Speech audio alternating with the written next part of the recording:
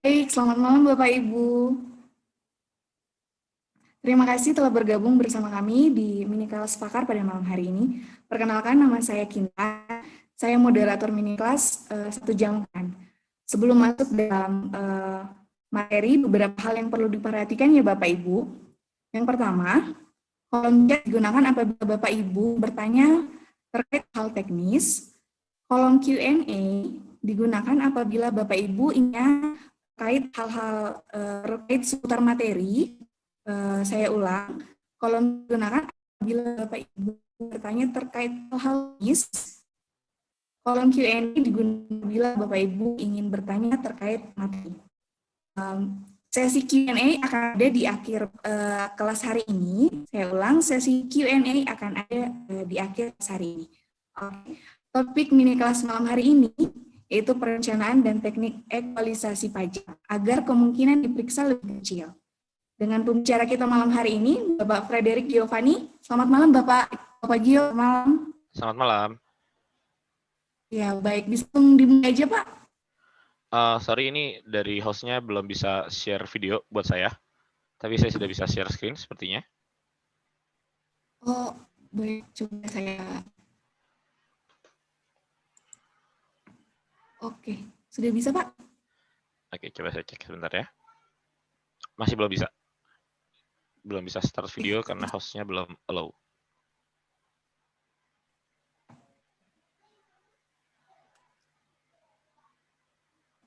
Bentar, Pak ya.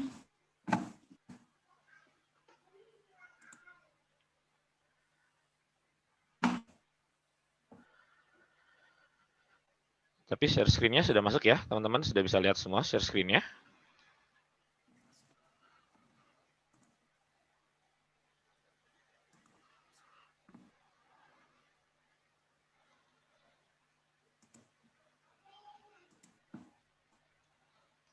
Oke, kalau sudah, saya rasa nggak apa-apa. Kita langsung mulai saja. Nanti kalau memang videonya sudah bisa share, saya akan tampilkan videonya juga. Tapi yang penting teman-teman sudah bisa melihat screen-nya ya, teman-teman. Sudah bisa lihat materinya hari ini. Oke, sebelumnya mungkin perkenalkan dulu. Nama saya adalah Giovanni, saya adalah konsultan pajak sekaligus konsultan keuangan dan direktur di Pakar Bisnis. Jadi topik kita hari ini, mini kelas hari ini adalah perencanaan dan teknik ekualisasi pajak agar kemungkinan diperiksa menjadi lebih kecil. Jadi pasti teman-teman yang datang ke hari ini mungkin banyak bertanya ya, kenapa suatu perusahaan itu bisa kena periksa oleh Dirjen Pajak? Nah, hari ini kita akan bahas sebenarnya apa saja faktor-faktor yang memungkinkan kita terkena pemeriksaan oleh Dirjen Pajak dan bagaimana agar kita bisa lolos dari hal tersebut gitu. Sebelumnya kita pahami dulu apa sih sebenarnya ekualisasi pajak itu. Jadi ekualisasi pajak adalah suatu proses untuk mengecek kesesuaian antara satu jenis pajak dengan jenis pajak yang lainnya yang berhubungan, atau bagian dari laporan dari satu pihak yang merupakan bagian dari laporan jenis pajak pihak lainnya. Jadi secara simpel kalau kita lihat diagram di sebelah kanan ya teman-teman, dalam suatu proses bisnis biasanya ada 3 pihak yang terlibat. Misalnya dari pihak pertama, anggaplah dari sini ada klien memberi kita uang, membayar kepada kita, dia mungkin menerbitkan bukti potong pajak dan dia lapor ke Dirjen Pajak. Saat kita menerima uang, kita juga seharusnya melapor ke Dirjen Pajak.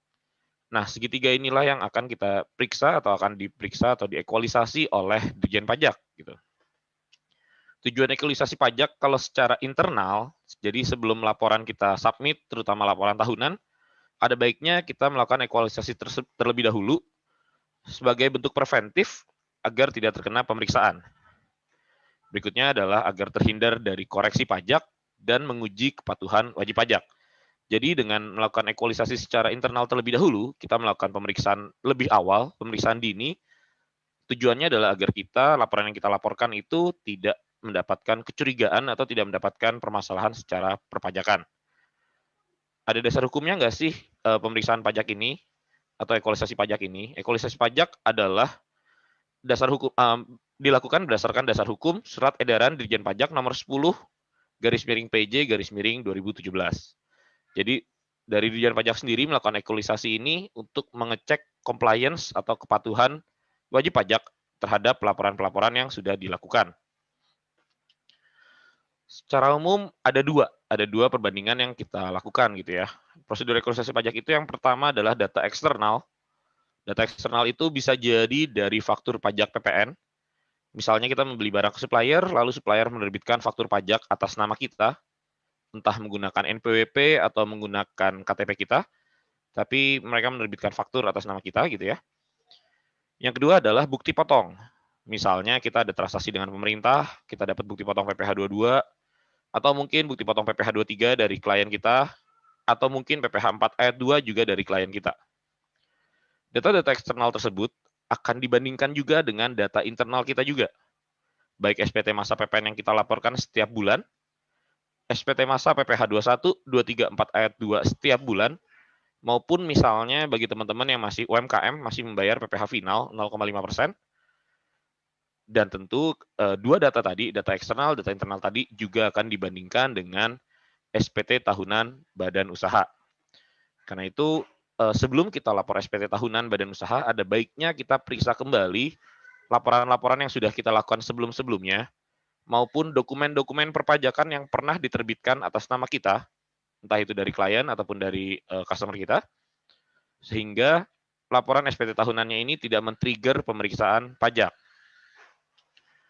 Contoh kasus pertama, kita mulai dari yang gampang-gampang dulu aja gitu ya. PT ABC adalah sebuah perusahaan jasa event organizer yang sepanjang tahun 2020 menerima bukti potong PPh 23. Besarannya adalah sebagai berikut. PT DF memotong PPh sebesar 7,5 juta, HIG memotong sebesar 11.250, KLM memotong sebesar 28.125.000. Nah, namun karena sepanjang tahun 2020 PT ABC masih UMKM, beliau juga melakukan pembayaran PPh final 0,5% sebesar 9.375.000. Apa potensi temuan pajaknya? Jadi di sini kita bisa lihat data yang sudah dipegang atau sudah ada di Dirjen Pajak adalah bukti potong PPh 23 dan PPh final UMKM. Yang akan dilakukan atau yang perlu kita lakukan adalah kita cek dulu dari bukti potong yang sudah terlapor dari lawan transaksi kita, berapa sih sebenarnya dasar pengenaan pajaknya atau omset yang terlaporkan.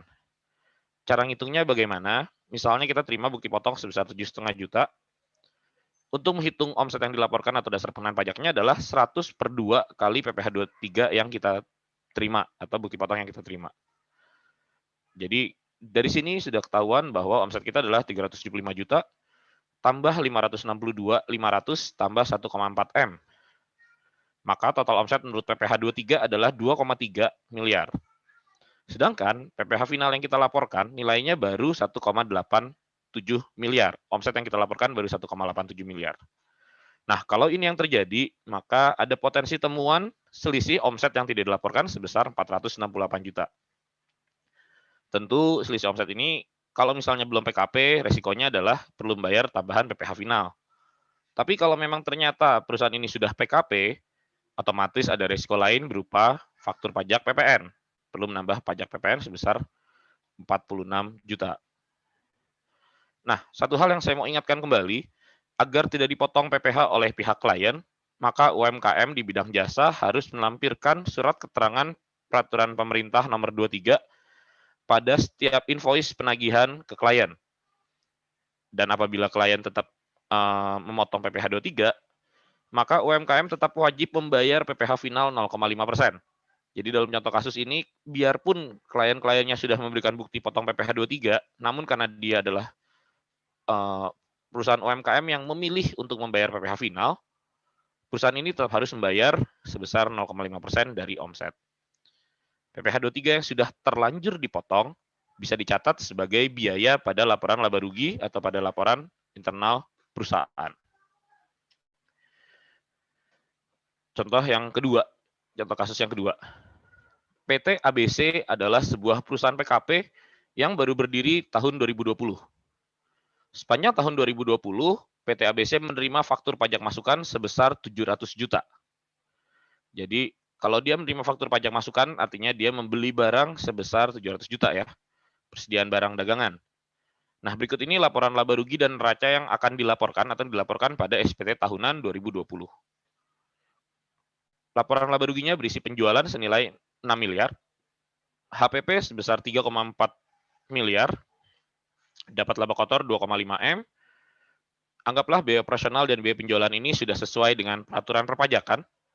Jadi totalnya adalah 2,1 miliar, maka laba bersih sebelum pajaknya adalah 480 juta. Di sisi neraca digambarkan bahwa perusahaan memiliki kas dan setara kas sebesar 3,6 M, piutang usaha sebesar 900 juta, persediaan barang dagang 450 juta, total aktiva adalah 4,9 M, dan di sisi sebelahnya pasifanya adalah hutang usaha 1,5 M, equity saham sebesar 3 M, dan laba tahun berjalan 480 juta. Apa potensi temuan pajaknya? Nah, yang harus kita lakukan adalah kita lihat arus pergerakan pada aktiva atau pada neraca. Persediaan barang dagang, karena ini perusahaan baru, maka persediaan awalnya pasti masih nol ya, teman-teman. Lalu dia melakukan pembelian barang dagang sebesar 7 miliar. Dari mana angka 7 miliar ini? Tadi kita lihat dia sudah menerima faktur pajak ya dari lawan transaksi sebesar 700 juta, artinya dia membeli barang sebesar 7 miliar. Sedangkan harga pokok penjualan barangnya, HPP-nya hanya 3,4 M. Maka seharusnya dalam neraca, persediaan akhirnya itu seharusnya angkanya 3,5 M. Padahal dalam persediaan akhir yang dilaporkan hanya 900 juta. Ada selisih sebesar 2,6 miliar. Kalau ada selisih pada persediaan barang, pasti ada selisih juga pada kas dan setara kas. Karena ini perusahaan baru, dianggap modal sahamnya di store semua, ada 3 M. Penjualan dianggap bayar dulu semuanya 6 miliar. Ada piutang usaha, ada biaya-biaya, ada pembelian barang, ada hutang usaha. Jadi biaya pasti, piutang mengurangi kas, biaya juga mengurangi kas, pembelian barang juga dianggapnya mengurangi kas, tapi karena ada hutang, jadi dianggapnya tidak berkurang 100% dari pembelian tersebut. Saldo kas akhir harusnya 500 juta. Nah, jadi kalau dilihat laporan laba ruginya ini sebenarnya bisa dideteksi ada kesalahan ketidaksesuaian antara persediaan barangnya ya. Kalau ada selisih dari persediaan barang, kemungkinan yang akan ditanya adalah barang tersebut pasti dijual. Lagi-lagi kalau dijual pasti ada PPN dan pasti akan meningkatkan penjualan atau meningkatkan laba perusahaan. Kalau hal ini terjadi, biasanya apa sih yang diminta oleh Ditjen Pajak? Dokumen yang biasanya diminta adalah dokumen penjualan, dokumen stok opnam, maupun rekening koran. Jadi kalau memang ternyata di sini adalah kesalahan yang murni karena kesalahan pencatatan, maka biasanya tidak ada masalah. Selama kita bisa dari dokumen pendukungnya memang menyatakan data stok opnam kita benar masih ada 3 M mestinya. Rekening koran pun tidak ada uang masuk. Tapi kalau ternyata di rekening koran ditemukan ada aliran uang masuk, maka pasti potensi temuannya adalah ada omset yang tidak dilaporkan. Ada omset yang tidak dibayarkan pajaknya. Yang kita perlu sadari juga, dalam proses ekualisasi pajak internal itu, sebenarnya apa sih yang terjadi gitu ya. Dalam suatu transaksi, ada 2 tax exposure yang terjadi. Contoh di sini adalah gaji karyawan. Saat kita membayarkan gaji karyawan, maka kita seharusnya melaporkan SPT PPh pasal 21, entah setiap bulan atau setiap tahun. Maka di SPT PPh 21 pasti ada jumlah penghasilan objek PPh pasal 21-nya. Angka ini akan dibandingkan dengan laporan kita pada SPT tahunan badan usaha. Di SPT tahunan badan usaha pasti kita tulis ada beban pegawai.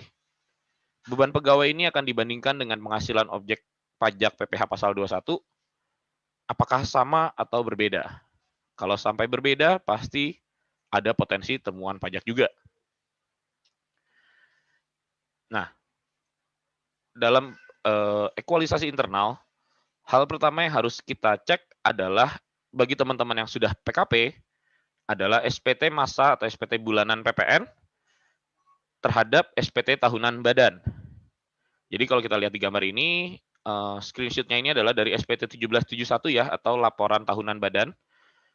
Ada di lampiran 1, poin 1A, ada kolom berjudul peredaran usaha. Peredaran usaha ini harusnya sama dengan rekap selama 12 bulan atau setiap bulannya dari SPT masa PPN kita. Jumlah seluruh penyerahan. Ingat bahwa peredaran usaha ini di luar PPN, jadi nilainya pasti harus sama dengan SPT masa PPN kita. Buat teman-teman yang belum PKP artinya tidak membandingkan dengan faktur PPN ya, tapi bisa dibandingkan juga dengan bukti 0,5% yang kita bayar setiap bulannya. Total 1 tahun itu apakah peredaran usahanya sama atau tidak.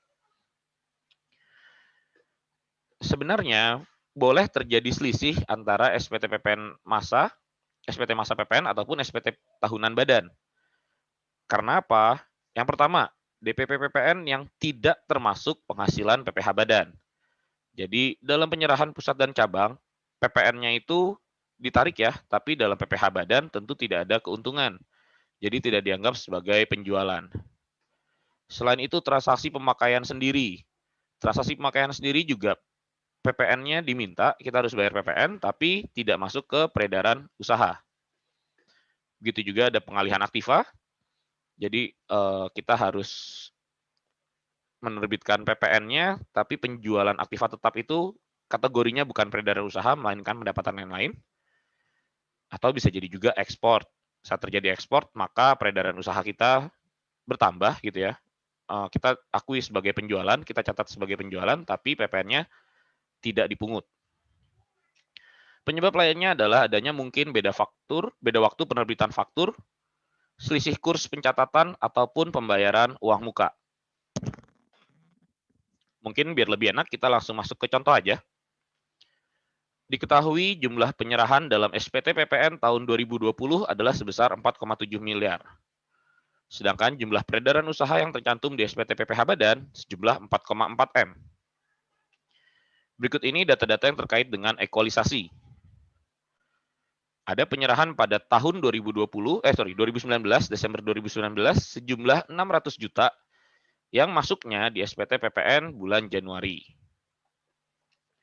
Dalam bulan November 2020, PT ABC menerima uang muka sebesar 10% atau sebesar 70 juta dari penjualan senilai 700 juta, yang penyerahan fullnya baru dilakukan di bulan Maret.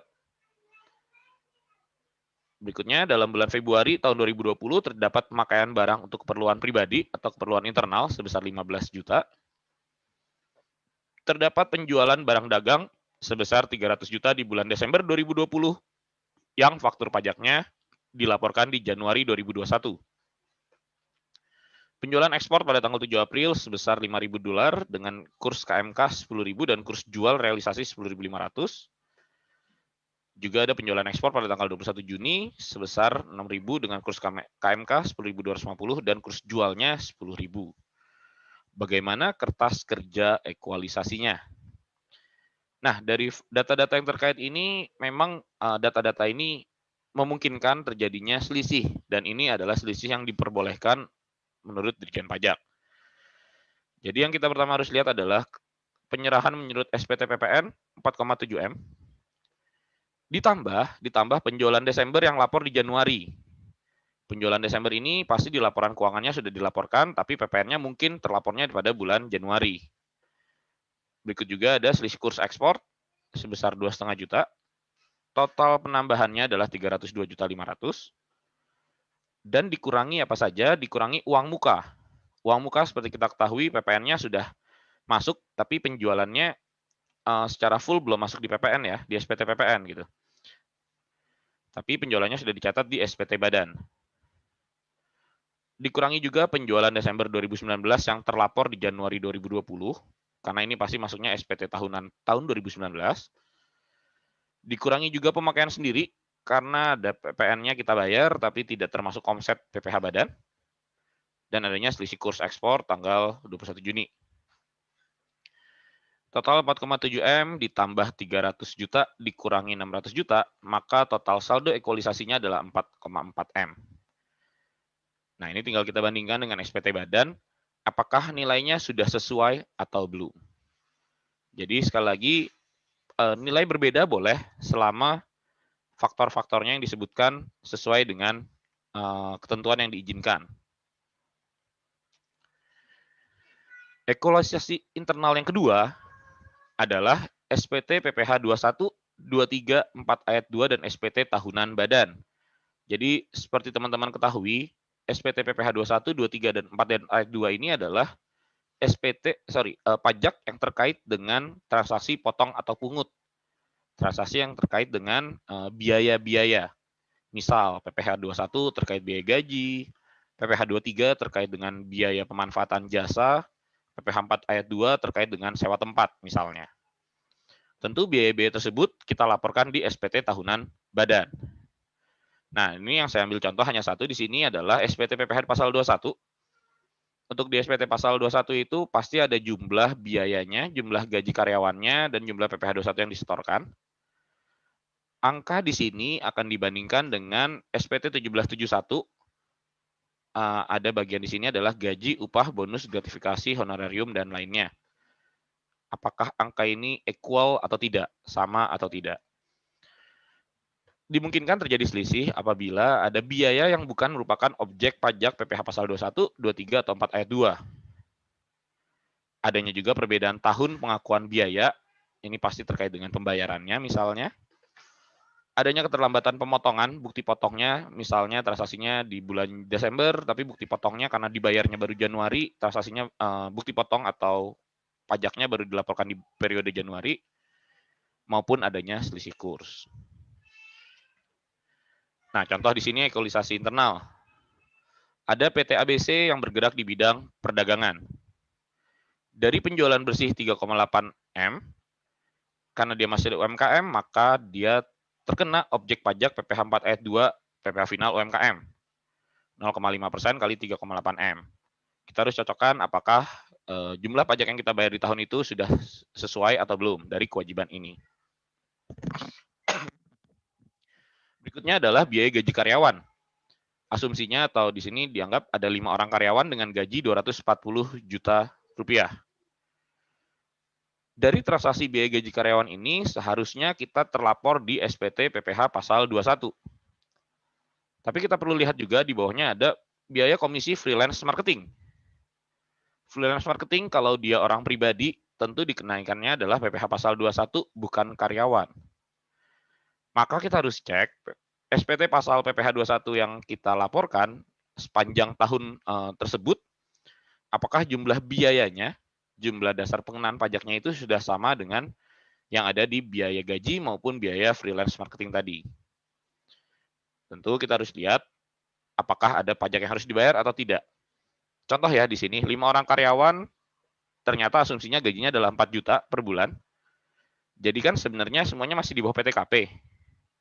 Kalau semua masih di bawah PTKP, memang kita tidak perlu membayar PPh pasal 21-nya. Tapi kita tetap harus laporkan jumlah gaji tersebut pada SPT masa Desember.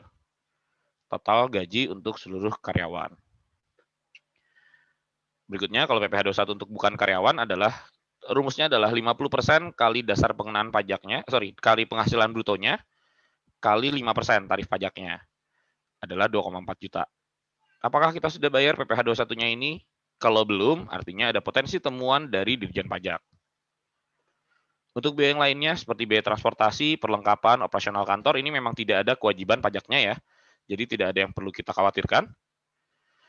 Lalu untuk biaya sewa kantor ini PPh 4 ayat 2, senilai 10%. Kalau kita ada sewa kantor, kita tulis ada biaya sewa kantor, maka seharusnya kita sudah ada bayar pajak PPh pasal 4 ayat 2-nya senilai 10% kali 194.600. Kalau kita belum bayar bagaimana? Ada kemungkinan kita ditagih.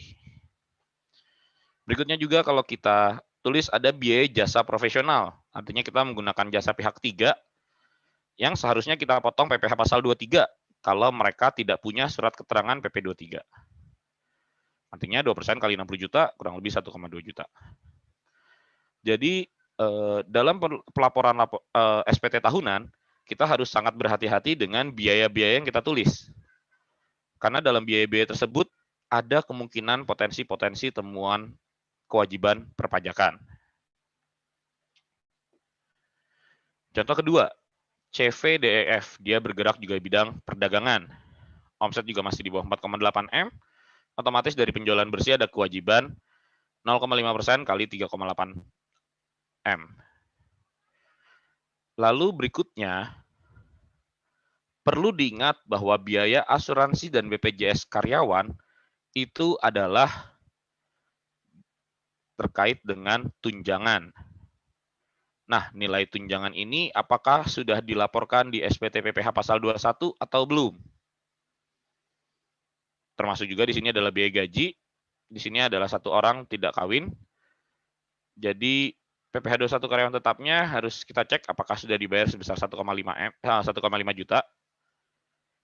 Rumusnya adalah 5% kali gaji kali tambah BPJS kurangi biaya jabatan dikurangi PTKP.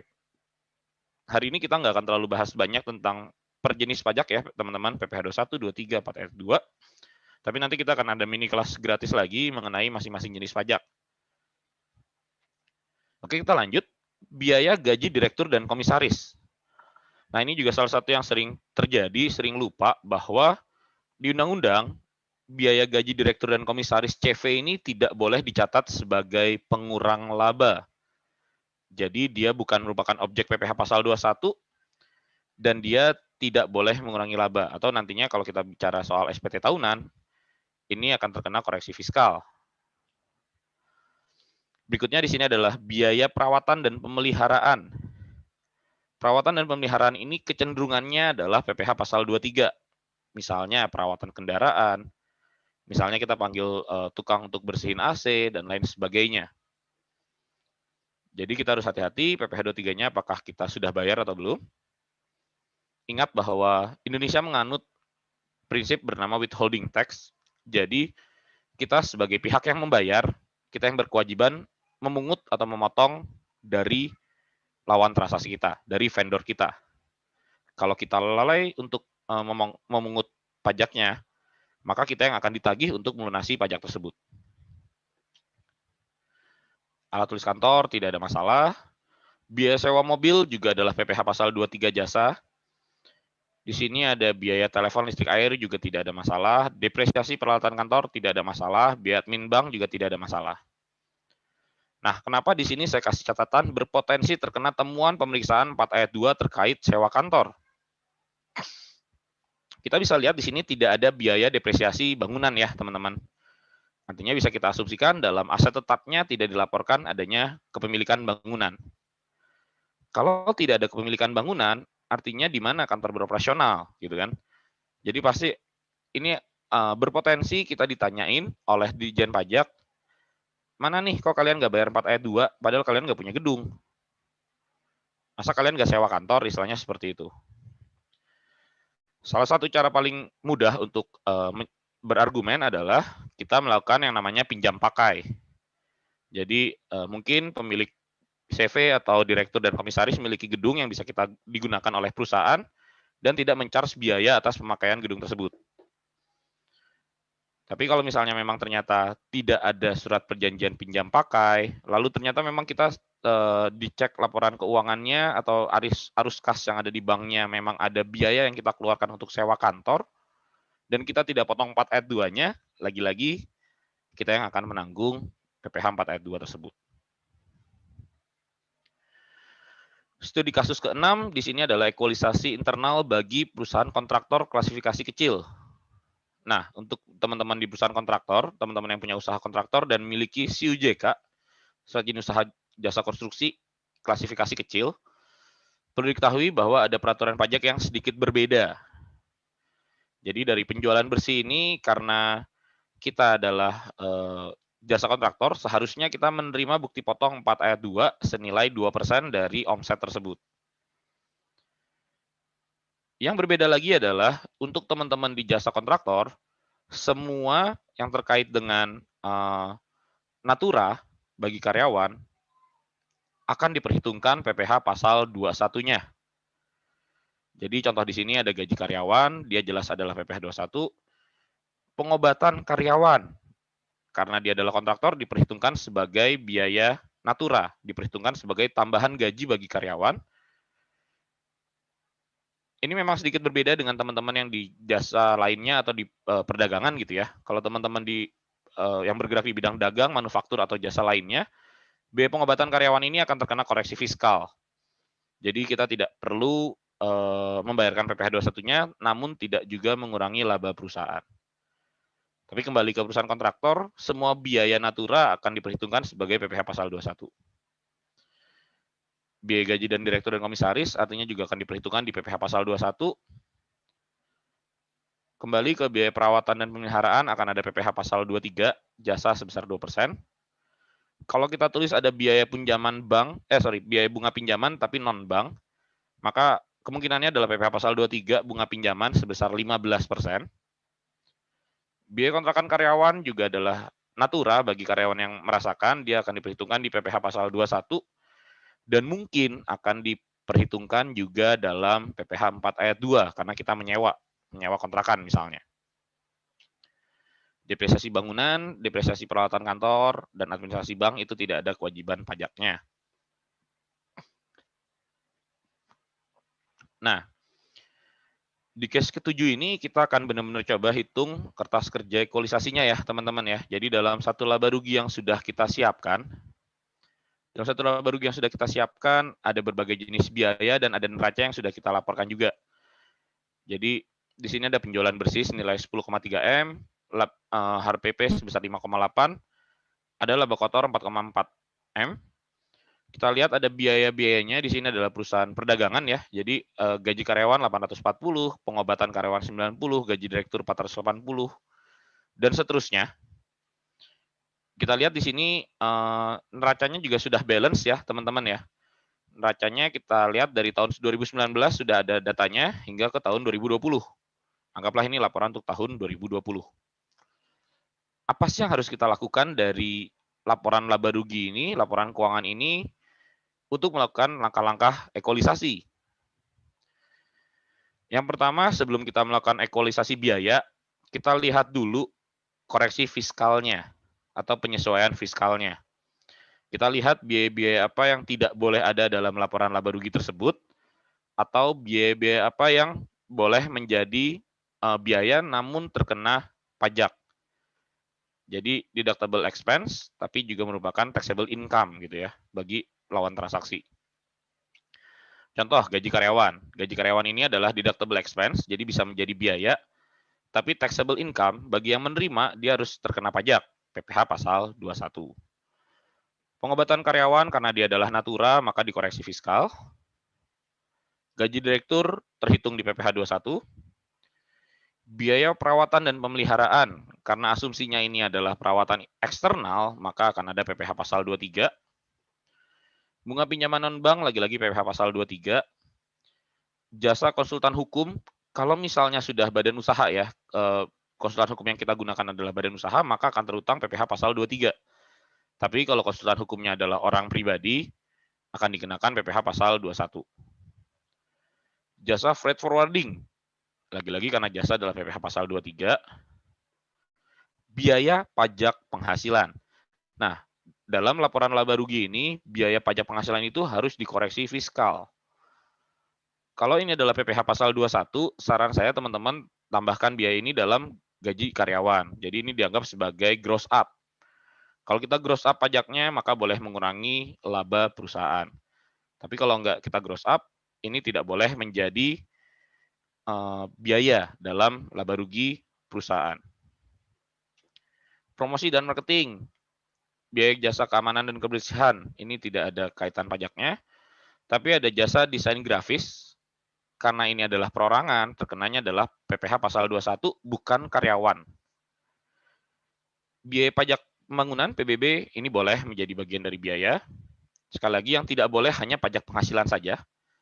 Tapi kalau pajak PBB, STNK, itu boleh menjadi biaya. Biaya entertainment ini pilihannya ada dua. Kita bisa nggak terkena koreksi fiskal kalau kita menyerahkan daftar nominatifnya, jadi siapa yang menerima, di mana di entertain-nya, jabatannya apa, dan seterusnya. Tapi kalau kita tidak memberikan laporan tersebut, maka biaya ini harus dikoreksi. Berikutnya ada biaya depresiasi bangunan, 100 juta.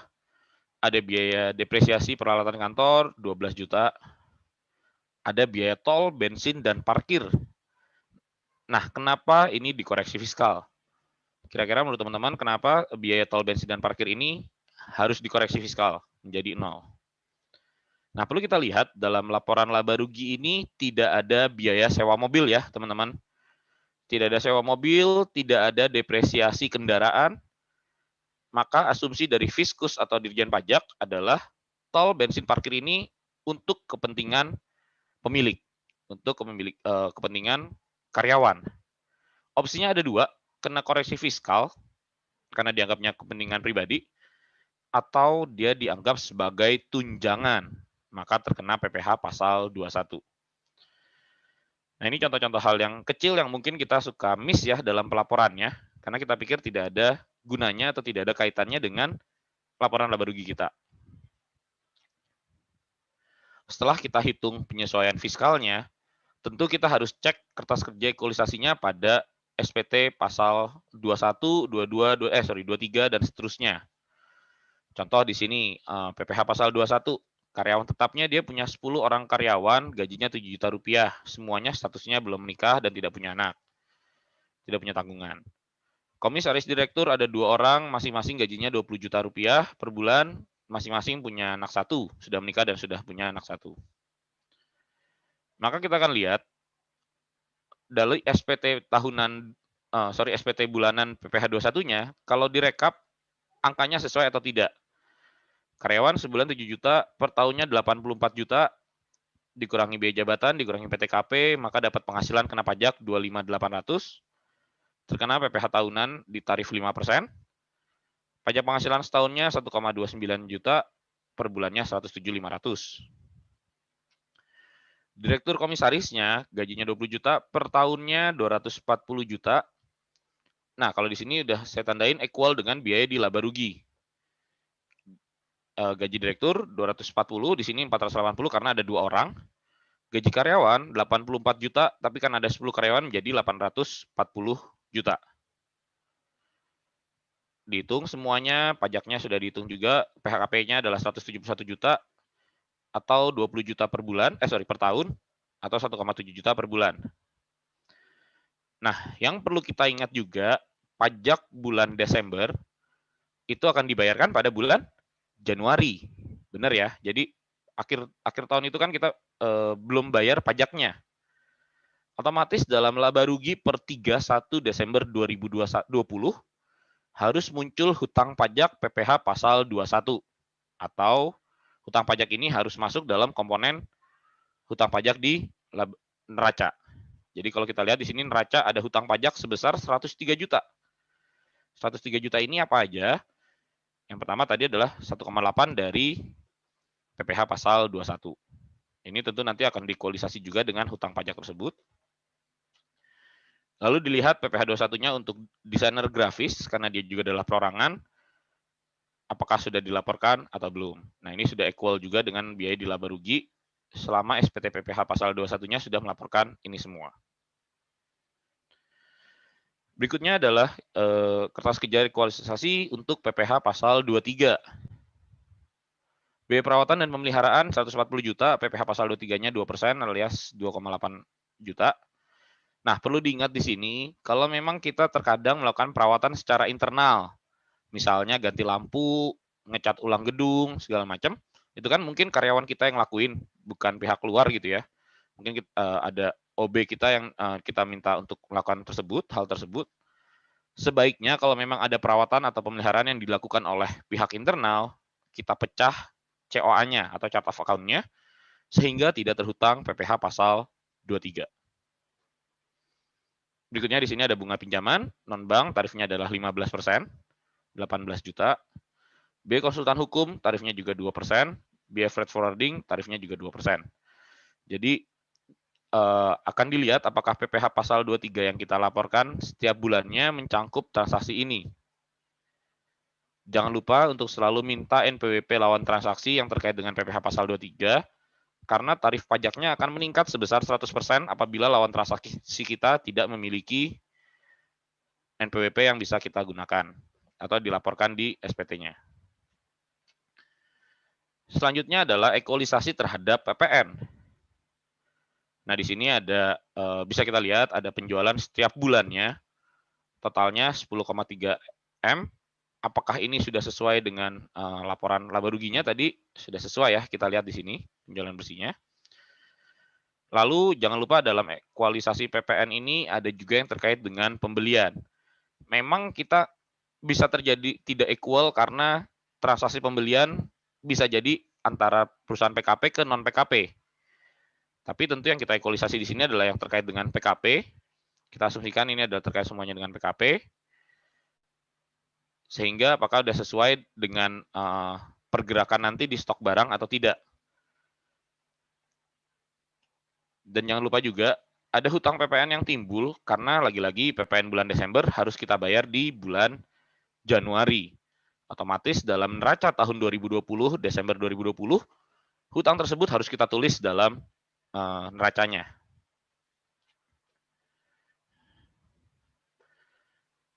Nah, berikutnya di kertas kerja ekualisasi yang harus kita analisis juga adalah pergerakan kas-nya.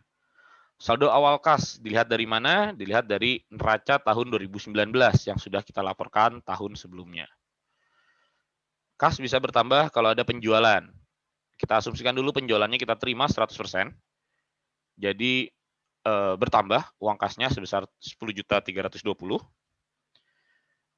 Tapi jangan lupa juga dalam pergerakan kas itu ada penerimaan dari saldo awal piutang usaha, dianggapnya sudah dilunasi semua, ini asumsinya. Tapi ada saldo akhir, jadi masih ada dari penjualan ini yang belum terbayar uangnya, belum distorkan uangnya dari klien kita. Makanya saldo akhir piutang usaha akan mengurangi nilai kas kita seolah-olah. Biaya-biaya juga kita asumsikan kita sudah bayar semuanya, jadi mengurangi kas juga, kecuali bagian biaya penyusutan. Kenapa biaya penyusutan tidak mengurangi kas? Karena dalam biaya penyusutan ini, uang kasnya itu berkurang saat kita beli aset ya, saat kita membeli barangnya. Sedangkan saat mencatat biaya penyusutan itu tidak ada pergerakan uang kas, saldo kasnya tidak bergerak. Berikutnya adalah hutang gaji karyawan. Ini seolah-olah menambah kas. Kenapa? Karena gaji karyawan ini tadinya kan sudah kita catat di biaya. Total 2,4 M ini. 2,4 M ini juga tentu harus sama dengan laporan laba rugi ya, teman-teman ya. Nanti kita coba back lagi ke laporan laba rugi. Tapi ini pasti harus sesuai dengan laporan laba rugi. Lalu jangan lupa juga ada saldo hutang pajak di awal. Asumsinya adalah mungkin hutang pajak tahun 2019 yang belum dibayarkan yang akan dibayarkan di Januari 2020. Dan ada saldo hutang pajak akhir alias yang akan kita bayarkan di Januari 2021. Jangan lupa juga kita kurangi dengan saldo awal utang usaha, dianggapnya kita sudah bayar hutangnya. Tapi lagi-lagi bertambah juga dari utang usaha yang belum kita bayarkan di tahun ini. Jadi kalau kita hutang itu kan seharusnya kita keluarin kas ya. Kita kan harus bayar kas, bayar ke vendor menggunakan kas. Tapi kalau kita masih ada utang, artinya kasnya kan masih ada di rekening kita gitu. Dan setelah itu dikurangi juga dengan pembelian barang dagang. Diasumsikannya semua sudah lunas karena hutangnya sudah kita hitung di baris sebelumnya. Nah, dari pergerakan kas ini, maka saldo akhir kas harusnya adalah 952.621.211. Tentu setelah itu kita harus lihat ekualisasi persediaan barangnya. Persediaan awal sesuai dengan laporan neraca tahun 2019 adalah 924 juta. Tambah beli barang 7 miliar 800 juta. Dikurangi dengan penjualan barang atau HPP 5,8 M.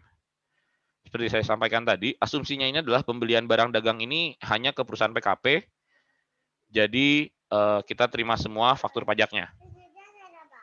Kalau misalnya ada transaksi yang non PKP, maka bisa jadi pembelian barang dagang ini bertambah. Mungkin tidak equal dengan PPN-nya, tapi jangan khawatir, kita harus setidaknya nilai persediaan akhirnya harusnya sesuai dengan asumsi ini, dengan perhitungan ini. Nah, jadi kalau kita cek kembali ke bagian neraca dan laba ruginya, kita bisa lihat di sini penjualan bersihnya sudah sesuai ya dengan PPN 10,3 M tadi.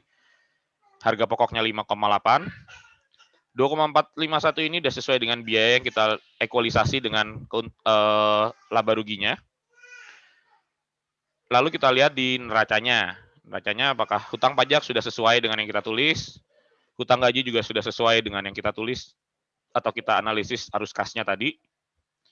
Nilai persediaan barang 2,8 M juga sudah sesuai dengan analisis pergerakan barang. Otomatis artinya kalau laporan kita sudah seperti ini, Bapak Ibu tidak usah khawatir akan diperiksa. Karena artinya semua saldonya sudah bisa dipertanggungjawabkan, analisis pergerakan kas dan barangnya sudah bisa kita pertanggungjawabkan. Oke, Bapak Ibu, ada pertanyaan? Kita akan mulai masuk ke sesi tanya jawab. Apakah materinya akan di-share? Tentu nanti Bapak Ibu bisa minta ke panitia untuk materinya. Halo, selamat malam. Kalau keterlambatan penerbitan faktur pajak itu sanksinya sekarang sudah 1% ya. Ini berlaku sejak masa pajak tahun berapa, mengingat dulu 2%. Dan jika ada pemeriksaan mengenai keterlambatan menerbitkan faktur pajak, biasanya dokumen apa saja yang diminta? Terima kasih sebelumnya. Ya, jadi sanksi pajak ini sudah berubah sejak akhir tahun lalu ya, teman-teman. Jadi sudah efektif di tahun ini. Sekarang sanksinya sudah berlapis dari 1% dan progresif gitu ya. Dan kalau ada terkait keterlambatan penerbitan faktur, sebenarnya biasanya kalau misalnya dokumen pendukungnya adalah invoice maupun surat jalan internal dari kita. Jadi kapan barangnya kita kirim atau kapan kita tagih atau kita terima uangnya, penerimaan kasnya gitu. Itu akan menjadi pertimbangan bagi Dirjen Pajak mengenai apakah kita terlambat dalam menerbitkan faktur atau tidak dan buktinya yang pendukungnya apakah sesuai atau tidak. Perlu diingatkan sekali lagi ya teman-teman buat yang PKP, jangan lupa bahwa faktur pajak itu seharusnya dikeluarkan antara mana yang lebih dulu, antara barang dikirimkan atau uang kita terima. Nah, sering sekali kita melakukannya adalah sesuai dengan uang yang kita terima gitu ya. Padahal barangnya mungkin sudah dikirim. Nah, kalau ternyata memang itu yang terjadi dan ada bukti surat jalannya, otomatis pasti ada risiko untuk terjadinya pemeriksaan gitu.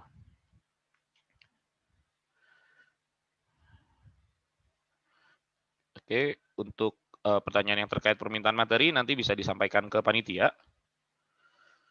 Mau nanya dong Kak, kalau CV kan tidak diwajibkan ada modal ya. Apakah ini normal jika setiap tahun modal CV berubah tanpa ada perubahan akta? Terima kasih. Oke, jadi sebenarnya yang paling pertama secara hukum ya, secara hukum memang kita ada tuliskan modal ditempatkan dan modal di store. Jadi kita harus sesuaikan dulu dengan yang ada di akta. Tapi untuk CV sendiri, karena harta CV atau harta aset CV dianggap juga sama dengan aset pemilik, maka teman-teman nggak usah khawatir saat adanya tiap tahun tambahan modal. Jadi tinggal ditulis saja di neracanya ada penambahan atau pinjaman dari pemilik. Mungkin lebih aman kalau ditulisnya sebagai pinjaman dari pemilik ya teman-teman, jangan sebagai tambahan modal. Jadi nggak usah khawatir akan terkena pajak atas bunga, karena lagi-lagi saat pemilik CV menarik uang, dia tidak akan terkena pajak.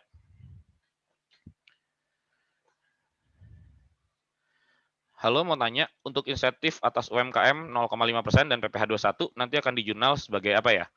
Oke, kalau insentif PPh pasal 21 0,5 dan PPh pasal 21 ini kan sebenarnya seolah-olah kita mendapatkan tambahan penghasilan ya, teman-teman ya. Tapi memang dia tidak perlu kita akui di bagian penjualan. Jadi saat kita terhutang pajak kan kita tulis ada hutang pajak dan biaya pajak gitu ya, atau ada kas atas pengeluaran pajaknya. Tapi karena ini tidak ada kas yang keluar, maka kita bisa anggap ini sebagai pendapatan lain-lain. Untuk pinjaman dari pemegang saham, pajak atas bunga pinjaman tersebut harus disetorkan atau dilaporkan setiap bulan atau dibayarkan saat ada pengembalian pinjaman. Nah, ini sebenarnya terkait pinjaman biasanya akan dibayarkan saat adanya pengembalian pinjaman atau saat adanya arus kas keluar dari PT ke pemegang saham.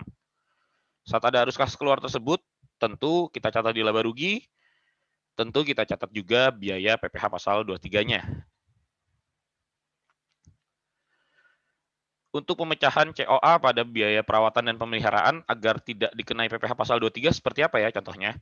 Oke, sebenarnya mudah teman-teman, tinggal buat aja satu COA khusus biaya perawatan internal.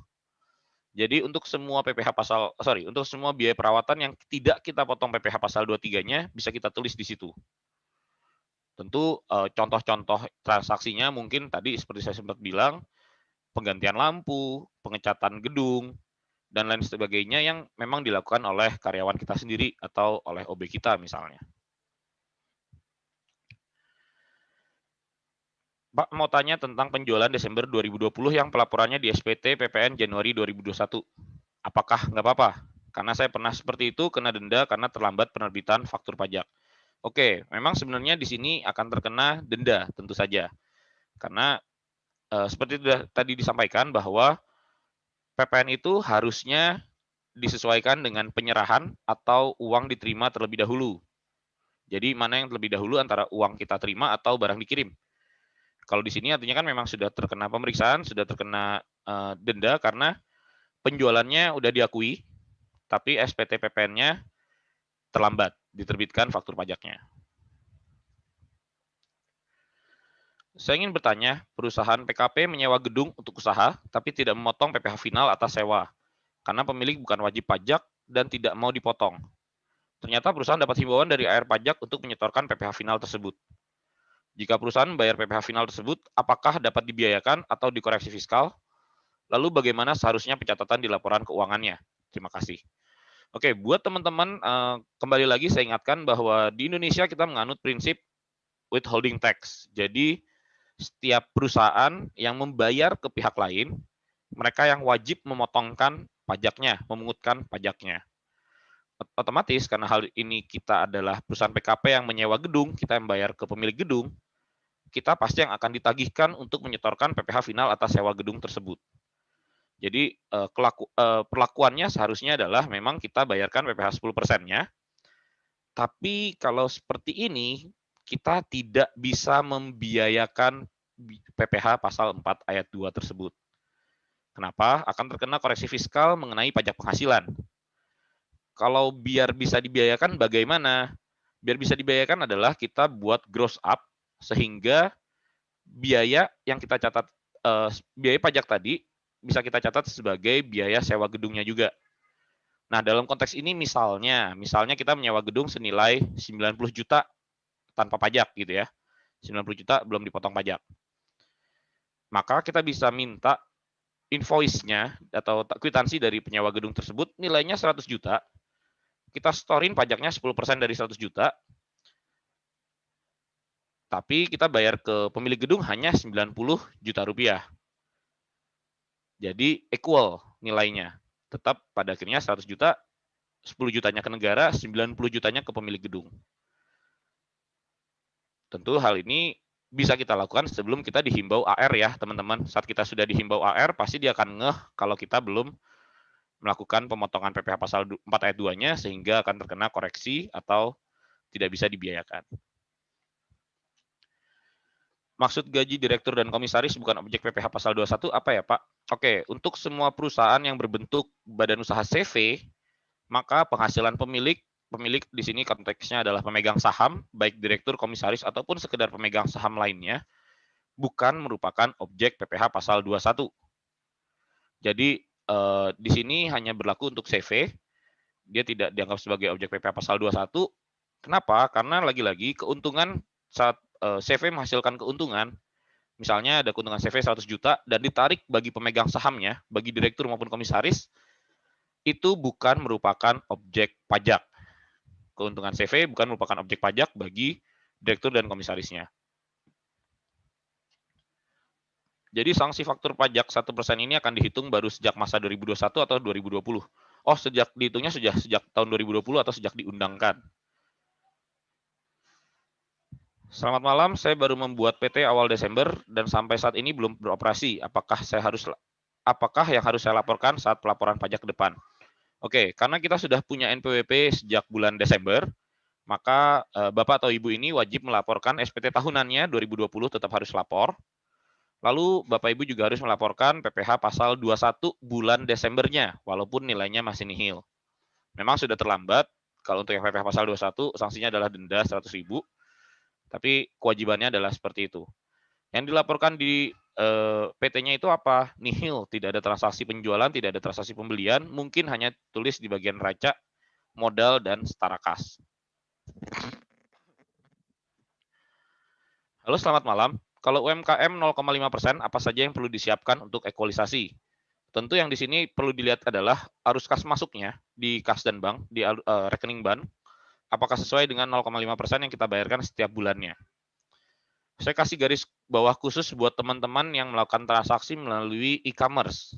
Sekali lagi, garis bawah khusus buat teman-teman yang melakukan transaksi di e-commerce, baik itu Tokopedia, Shopee, ataupun Lazada. Perlu diketahui saat kita menjadi official merchant, ataupun misalnya star seller, dan lain-lain, pihak Tokopedia, Shopee, dan e-commerce lainnya pasti memotong manajemen fee ya ke kita sebesar 2%.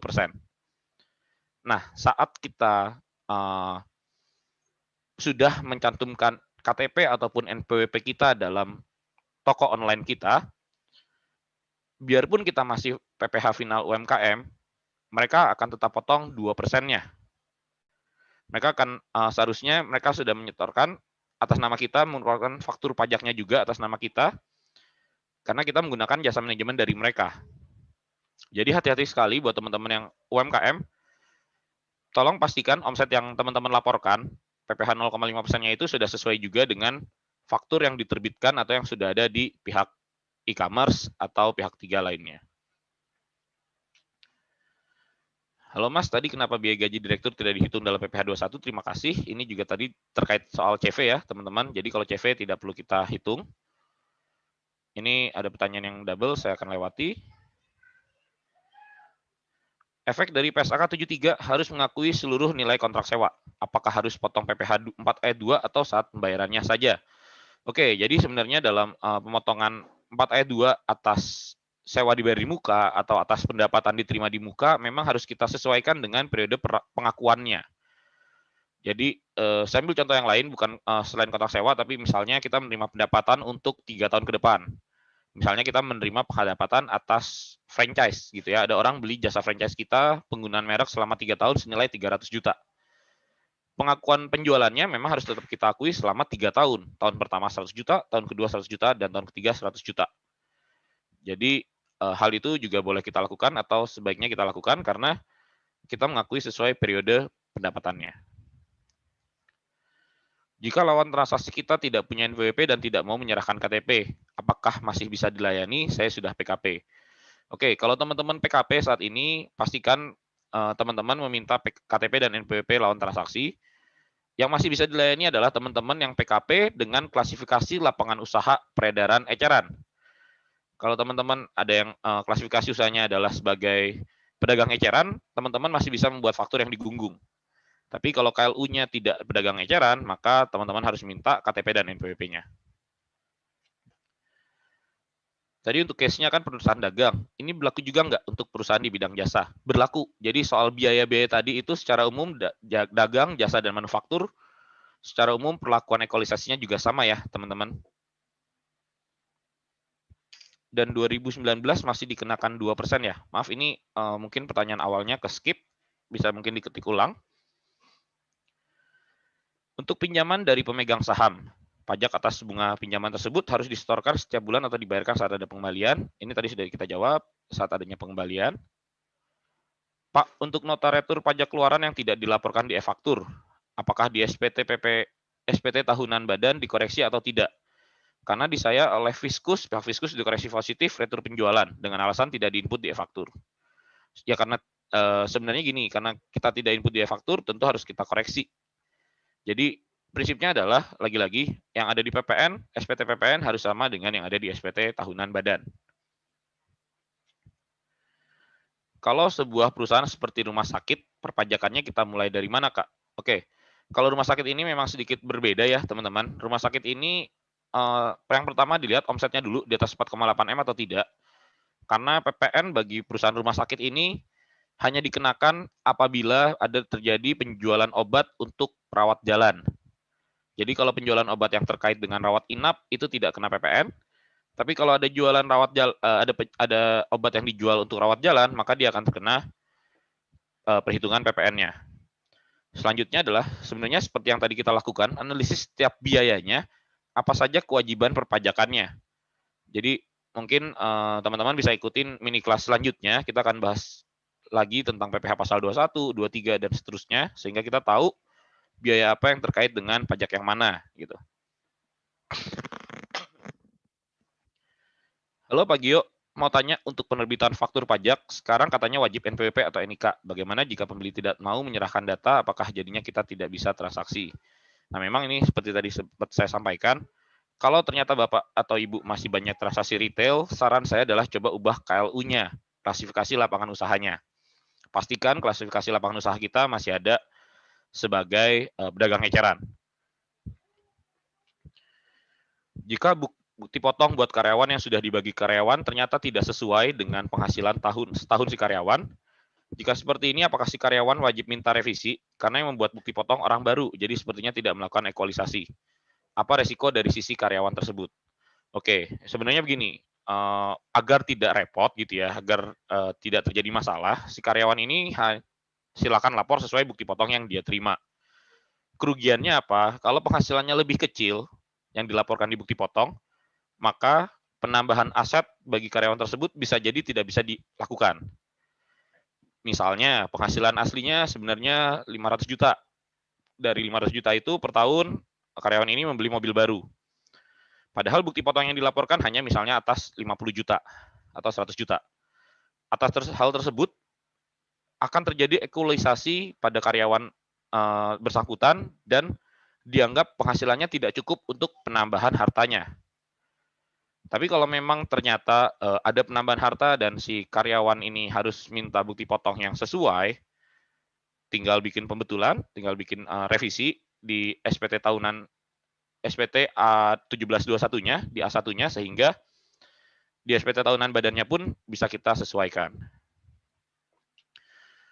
Apakah untuk ekualisasi PPh 21, 23, 4 ayat 2 bisa dilakukan setiap bulannya? Tentu, justru sebaiknya setiap akhir bulan. Jadi saran saya setiap tanggal 5 bulan berikutnya ya, kan transaksi pajak itu kita harus bayar tanggal 10 nih.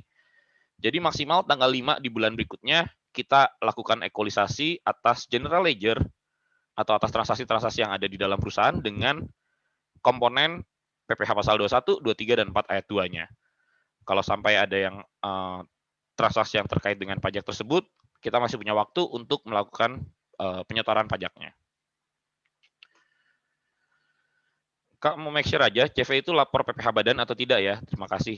Tetap lapor, karena CV itu adalah tetap badan usaha ya, teman-teman.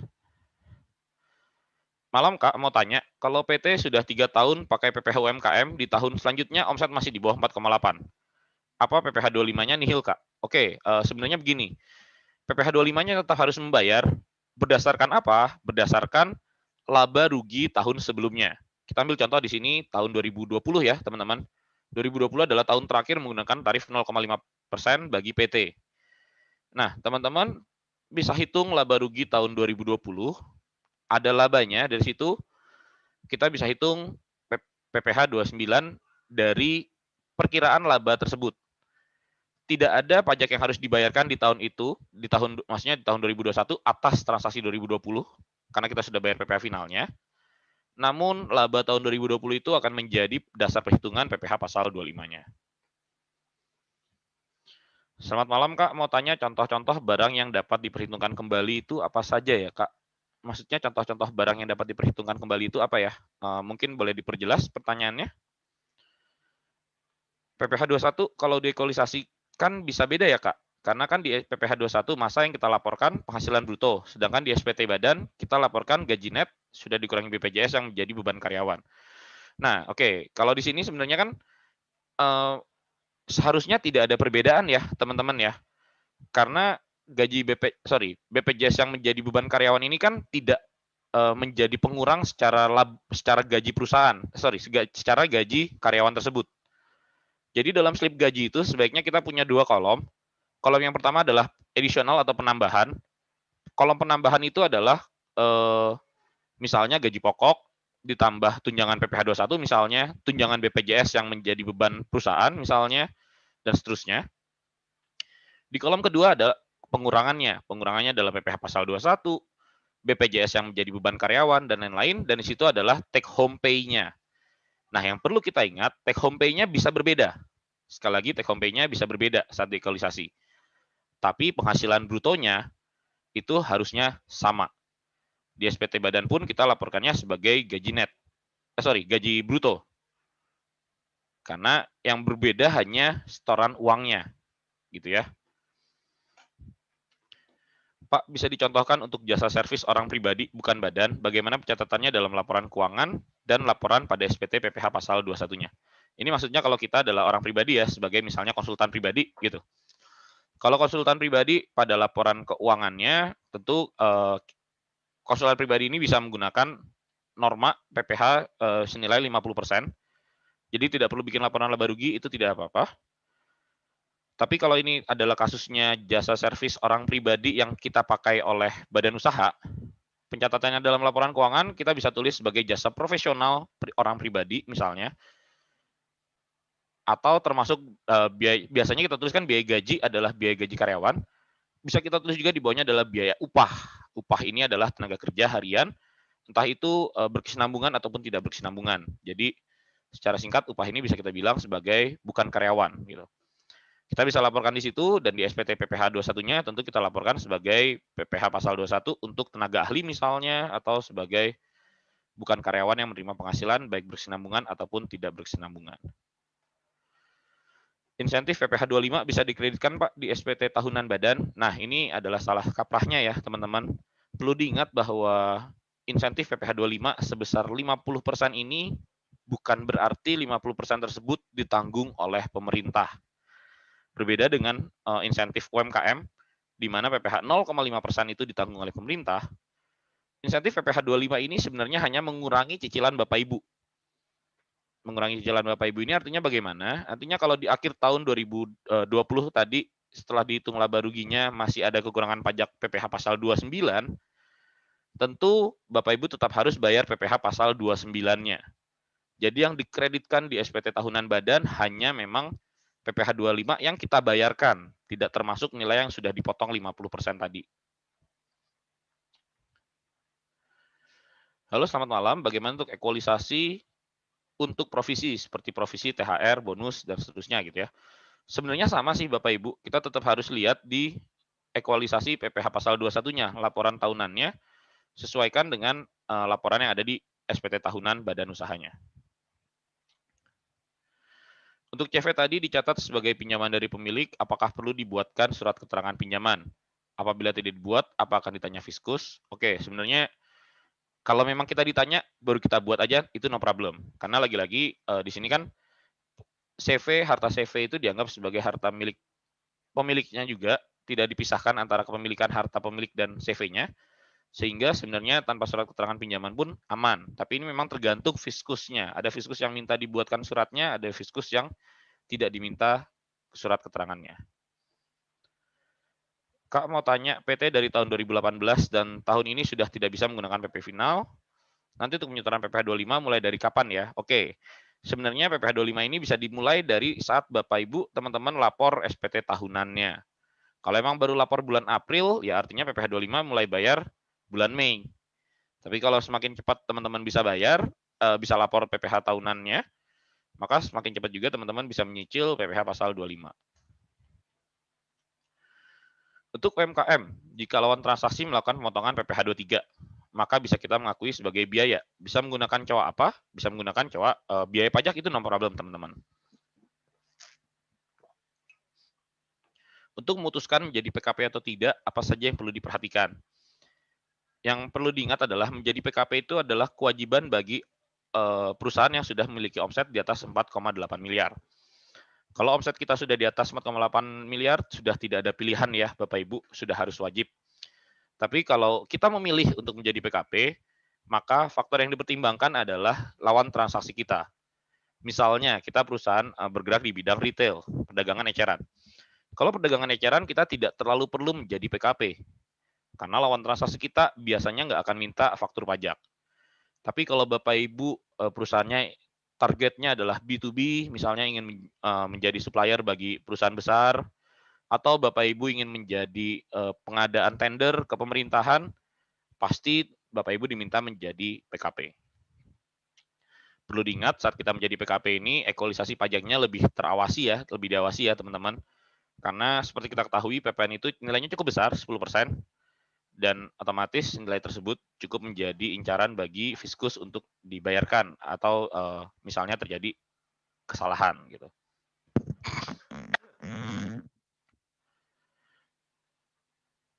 Pak, bagaimana dengan biaya insentif karyawan? Apakah dikenai PPh pasal 21? Ya, terkena insentif karyawan.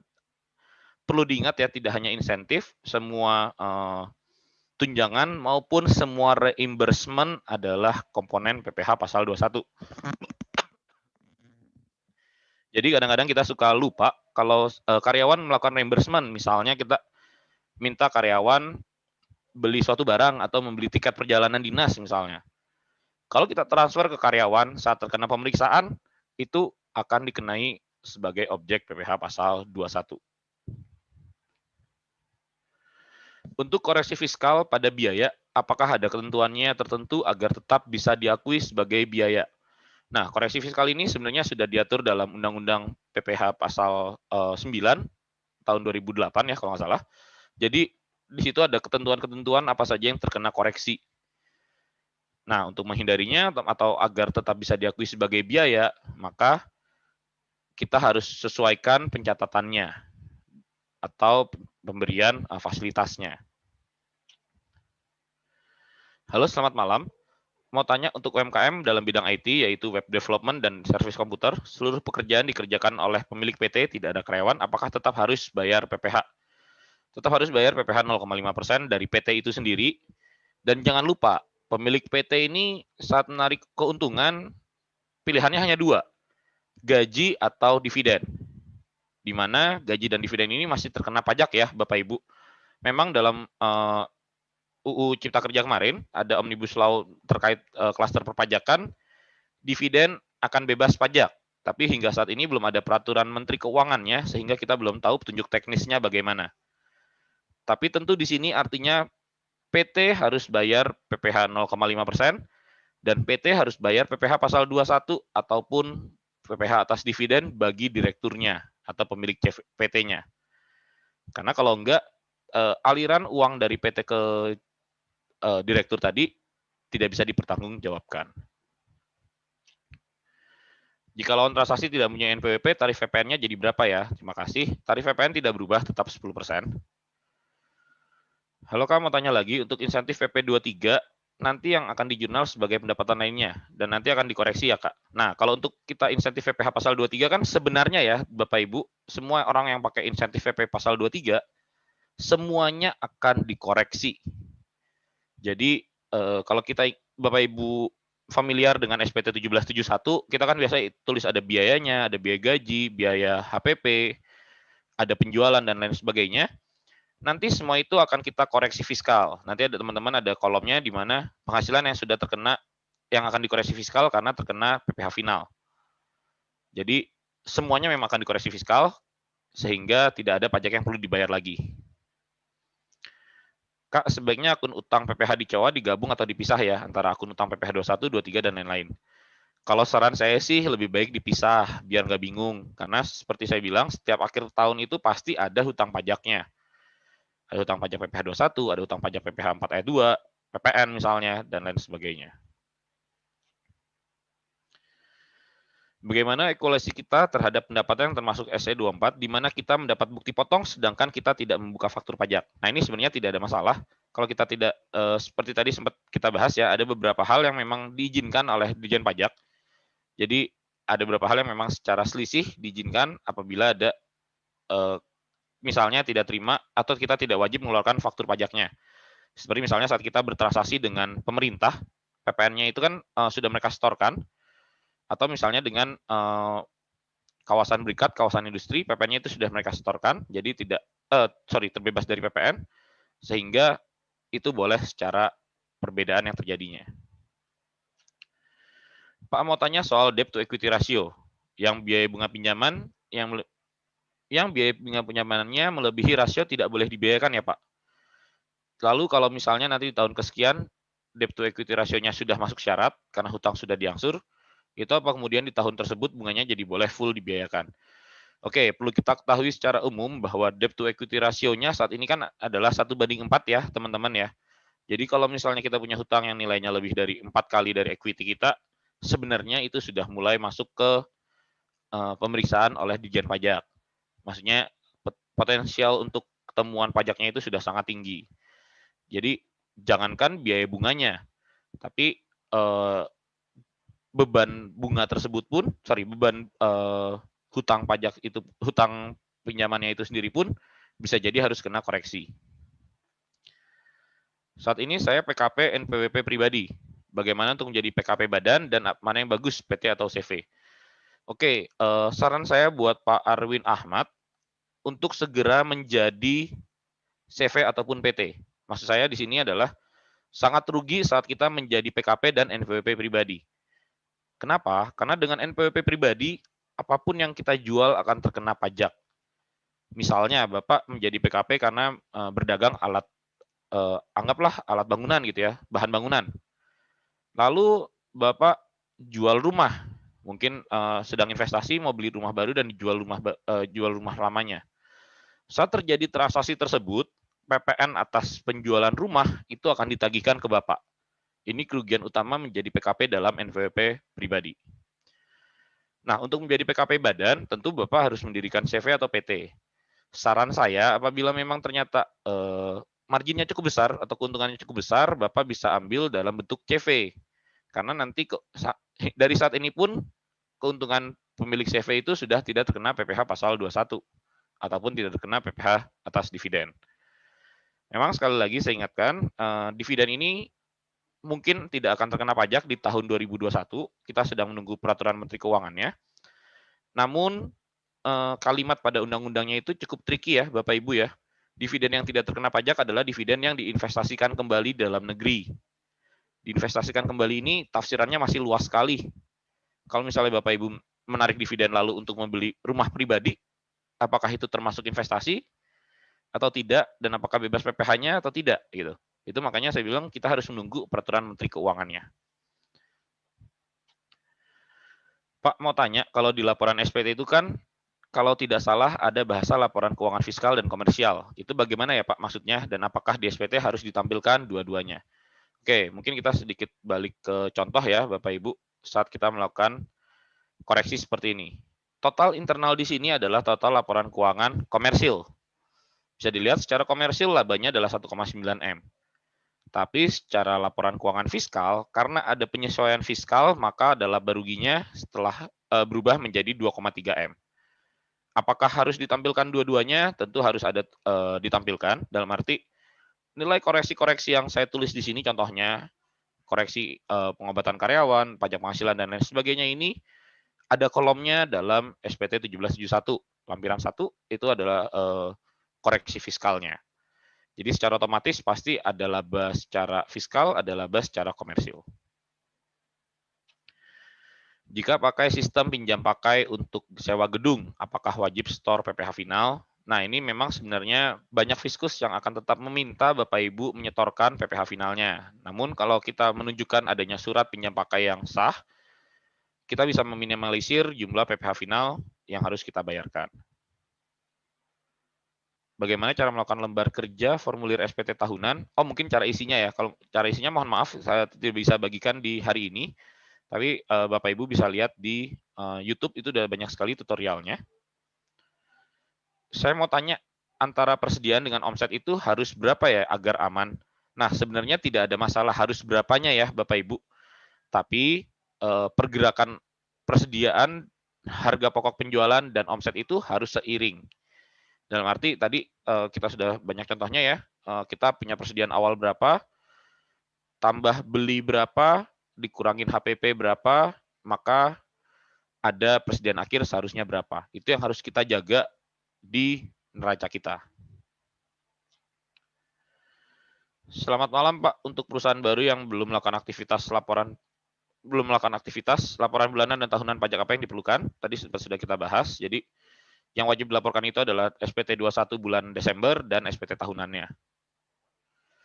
Saya dapat STP PPh 25 belum saya bayar. Apakah saya bisa laporkan di induk SPT tahunan sebagai STP pengurang PPh kurang bayar saya? Oke, sanksi administratif ini termasuk tidak boleh dibebankan. Jadi dia akan terkena koreksi fiskal. Halo, selamat malam.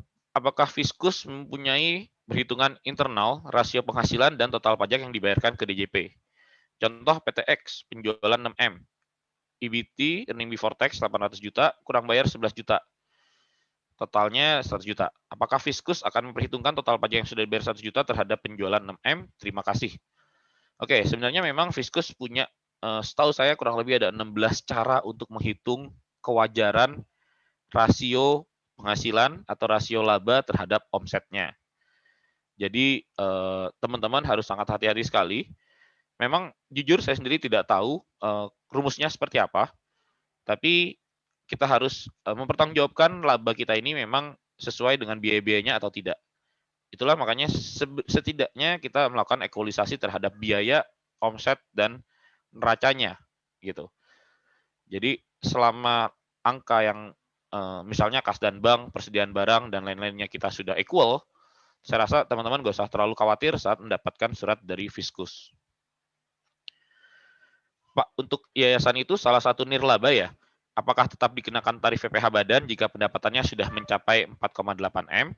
Oke, memang perusahaan nirlaba atau perusahaan non-profit tetap bisa mengakui atau tetap bisa akan terkena PPh badan jika pendapatannya sudah mencapai 4,8 M. Tapi perlu kita ketahui bahwa tidak semua pemasukan diakui sebagai income atau sebagai pendapatan pada perusahaan non-profit. Contohnya adalah hibah. Gitu. Perusahaan non-profit itu bisa mendapatkan pemasukan apabila misalnya memungut iuran, memungut uang pendaftaran kepada peserta-pesertanya. Pak, apakah saat pemeriksaan seluruh uang masuk di rekening koran akan dianggap penghasilan? Bagaimana jika uang masuk tersebut bukan penghasilan perusahaan? Dan apakah berlaku sebaliknya untuk uang keluar dari rekening koran? Perlu ada objek PPh-nya?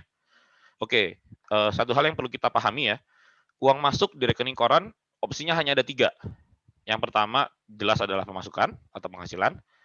Yang kedua adalah pinjaman dari pihak 3. Tentu kalau pinjaman ada objek PPh-nya, penghasilan juga ada objek PPh-nya ya tadi pajaknya. Yang ketiga adalah tambahan modal. Tambahan modal dari owner. Tambahan modal ini memang tidak terkena pajak. Tapi secara umum uang masuk kategorinya hanya ada 3 hal tersebut. Nah, kalau untuk uang keluar ini opsinya bisa banyak sekali karena biaya itu banyak sekali jenisnya. Jadi belum tentu semua uang keluar itu ada objek pajaknya. Hanya harus diperhatikan kayak uang keluar untuk orang pribadi. Seperti misalnya ke pemiliknya, ke karyawannya, itu pasti otomatis diasumsikan sebagai objek PPh pasal 21. Dari pengalaman Bapak, jika perusahaan telah melakukan pemotongan pajak penghasilan pada tiap masa pajak selama tahun 2020, berapa besar kemungkinan terjadi selisih yang membutuhkan ekualisasi dan apa penyebabnya? Oke, kalau memang kita sudah memotong pajak penghasilan pada tiap masa selama tahun 2020, selisih yang terjadi biasanya karena kita tidak teliti dalam menganggap suatu objek potong pungut, objek PPh potong pungut atau PPh 21, 4 ayat 2, dan PPh 23-nya. Yang kedua, kemungkinan besar terjadinya selisih juga bisa disebabkan dalam arus kas yang tidak baik. Arus kas yang tidak baik ini dalam arti misalnya dalam rekening koran. Kita catat sebagai biaya listrik misalnya. Padahal aliran uangnya larinya dari PT ke pemilik, ke owner. Karena mungkin owner sudah bayarin duluan. Nah, kalau kayak gitu, kalau tidak didukung dengan bukti yang cukup kuat, dalam arti bukti owner bayar ke PPh 21, listrik atas nama karyawan, atas nama perusahaannya, maka itu bisa menjadi tagihan PPh pasal 21. Jadi hati-hati sekali semua terhadap reimbursement. Yang teman-teman perlu perhatikan terutama adalah aliran kas yang ada di rekening bank. Kalau memang banyak melakukan reimbursement atau banyak melakukan dana talangan lah ya istilahnya, biasakan lakukan secara tunai, tidak melalui transfer sehingga tidak terlihat arus kasnya lari ke entah pemilik, entah karyawan. Halo, selamat malam. Untuk PPh 22 bagaimana ya pencatatannya, serta apakah perusahaan harus tetap membayar PPh final UMKM? Oke, di sini asumsi saya adalah PPh 22 terhadap yang sudah dipotong dari bendaharawan atau transaksi dengan bendaharawan ya. Kalau kita sudah dipotong PPh 22, kita seharusnya tetap bayar PPh final UMKM. Salah satu caranya agar tidak membayar dua kali adalah setiap kita bertransaksi dengan bendaharawan, kita lampirkan juga suket surat keterangan PP 23-nya. Jadi mereka tetap akan potong, tapi hanya 0,5%. Cara memasukkan tarif persen pajak pada PPN. Oh, ini mungkin maksudnya tarif persen pajak PPN itu kan adalah 10% ya. Tapi kalau misalnya kita udah jualan barang dan kita bilang itu udah include PPN, maka untuk menentukan dasar pengenaan pajaknya adalah harga jual dibagi 1,1. Selamat malam, saya baru membuat PT di bulan Agustus, belum memiliki karyawan, hanya nama direktur dan komisaris di akta. Sudah ada transaksi PPN, setiap bulan sudah lapor SPT masa. Pertanyaannya, apakah perlu melaporkan PPh 21, tapi Dirkom masih terkait PPh 21 di kantor lain? Oke, tetap harus dilaporkan, biarpun nilainya nihil. Jadi untuk PPh 21 itu selama transaksinya nihil, kita hanya perlu lapor bulan Desember. Jadi tinggal ditulis aja bulan Desembernya tidak ada transaksi gitu istilahnya. Kak, saya mau tanya, saya ada usaha jual beli melalui online shop. Dan di dalam online shop tersebut terdapat isi penjualan dari PT, CV, dan pribadi. Selama ini saya atas penjualan online shop tersebut kita split, namun terdapat pemisahan antara stok dan pencatatan. Apakah hal itu boleh, Kak? Mengingat tadi Kakak bilang ada e-commerce yang sebenarnya menerbitkan bukti potong. Nah, ini perlu saya garis bawahi, e-commerce itu pasti menerbitkan bukti transaksi ya, teman-teman. Di sini bukan bukti potong, tapi faktur pajak sebenarnya. Karena kita sebagai PT atau CV yang harus memotong PPh pasal 23 atas transaksi tersebut. Jadi, saya sarankan diubah formulanya, dalam arti satu e-commerce, misalnya kita jualan di Shopee, kita harus pakai satu badan usaha yang sama untuk hal tersebut. Misalnya pakai PT, PTA saja di situ. Kita jualan di Tokopedia, mungkin boleh kita ganti ke CVB misalnya, sehingga omsetnya tidak tergabung. Tapi kalau misalnya dalam satu online shop ada 3 omset PT dan CV dan pribadi, di situ resikonya sudah sangat tinggi. Apalagi mengingat e-commerce juga laporan pajak. Malam Kak, mau tanya, kalau ada customer di Desember 2020, kami catat di uang muka penjualan dan dibuatkan faktur dengan keterangan DP. Untuk pencatatan penjualan yang ada di laba rugi untuk SPT 2020, bolehkah uang muka tersebut diakui sebagai penjualan? Boleh, tidak ada masalah. Ini hal yang sah dilakukan dan ada selisih antara equalisasinya, itu tidak ada masalah. Malam Pak, untuk penjualan aset kendaraan bagi wajib pajak UMKM PP 23, apakah dikenai PP 23 atas penjualan aset tersebut atau dikenakan tarif pasal 17 atas keuntungan penjualan? Oke, pertanyaan yang sangat bagus. Jadi untuk teman-teman yang masih wajib pajak UMKM PP 23, saat menjual aset akan terkena tarif pasal 17 atau secara umum kita bilang PPh pasal 25 dan 29 atas keuntungan penjualan tersebut. Kenapa? Karena dalam Undang-Undang PP 23 yang boleh atau yang akan terkena PPh pasal 0,5% tadi adalah hanya peredaran usaha yang terkait dengan kegiatan operasional langsung perusahaan. Kalau jual beli mobil atau aset perusahaan ini kan bukan merupakan kegiatan harian atau kegiatan rutin perusahaan tersebut. Untuk GoFood, apakah termasuk PPh 23 ya Pak? Kalau misalnya kita membayar merchant GoFood, itu juga sebenarnya memang adalah PPh 23. Tapi memang di sini cukup agak sulit ya teman-teman, karena kan kita bayar ke mereka atau kita dipotongnya sudah bersih ya 20% misalnya. Dan belum ada instruksi dari mereka untuk melakukan reimbursement. Jadi memang berbeda dengan e-commerce yang tadi saya bilang, misalnya Tokopedia, Shopee, dan Lazada. Saat kita dipotong 2% misalnya atas penjualan kita harusnya memotong PPh 23 ke mereka. Setelah kita potong kan kita bayar, kita rugi dong. Kita bayar 2 kali gitu istilahnya kan.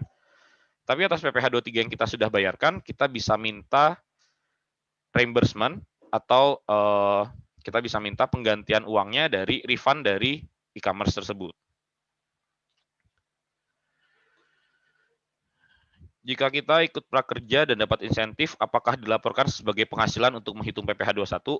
Di sini enggak, karena kan memang nilainya juga masih di bawah PTKP ya, penghasilan tidak kena pajak.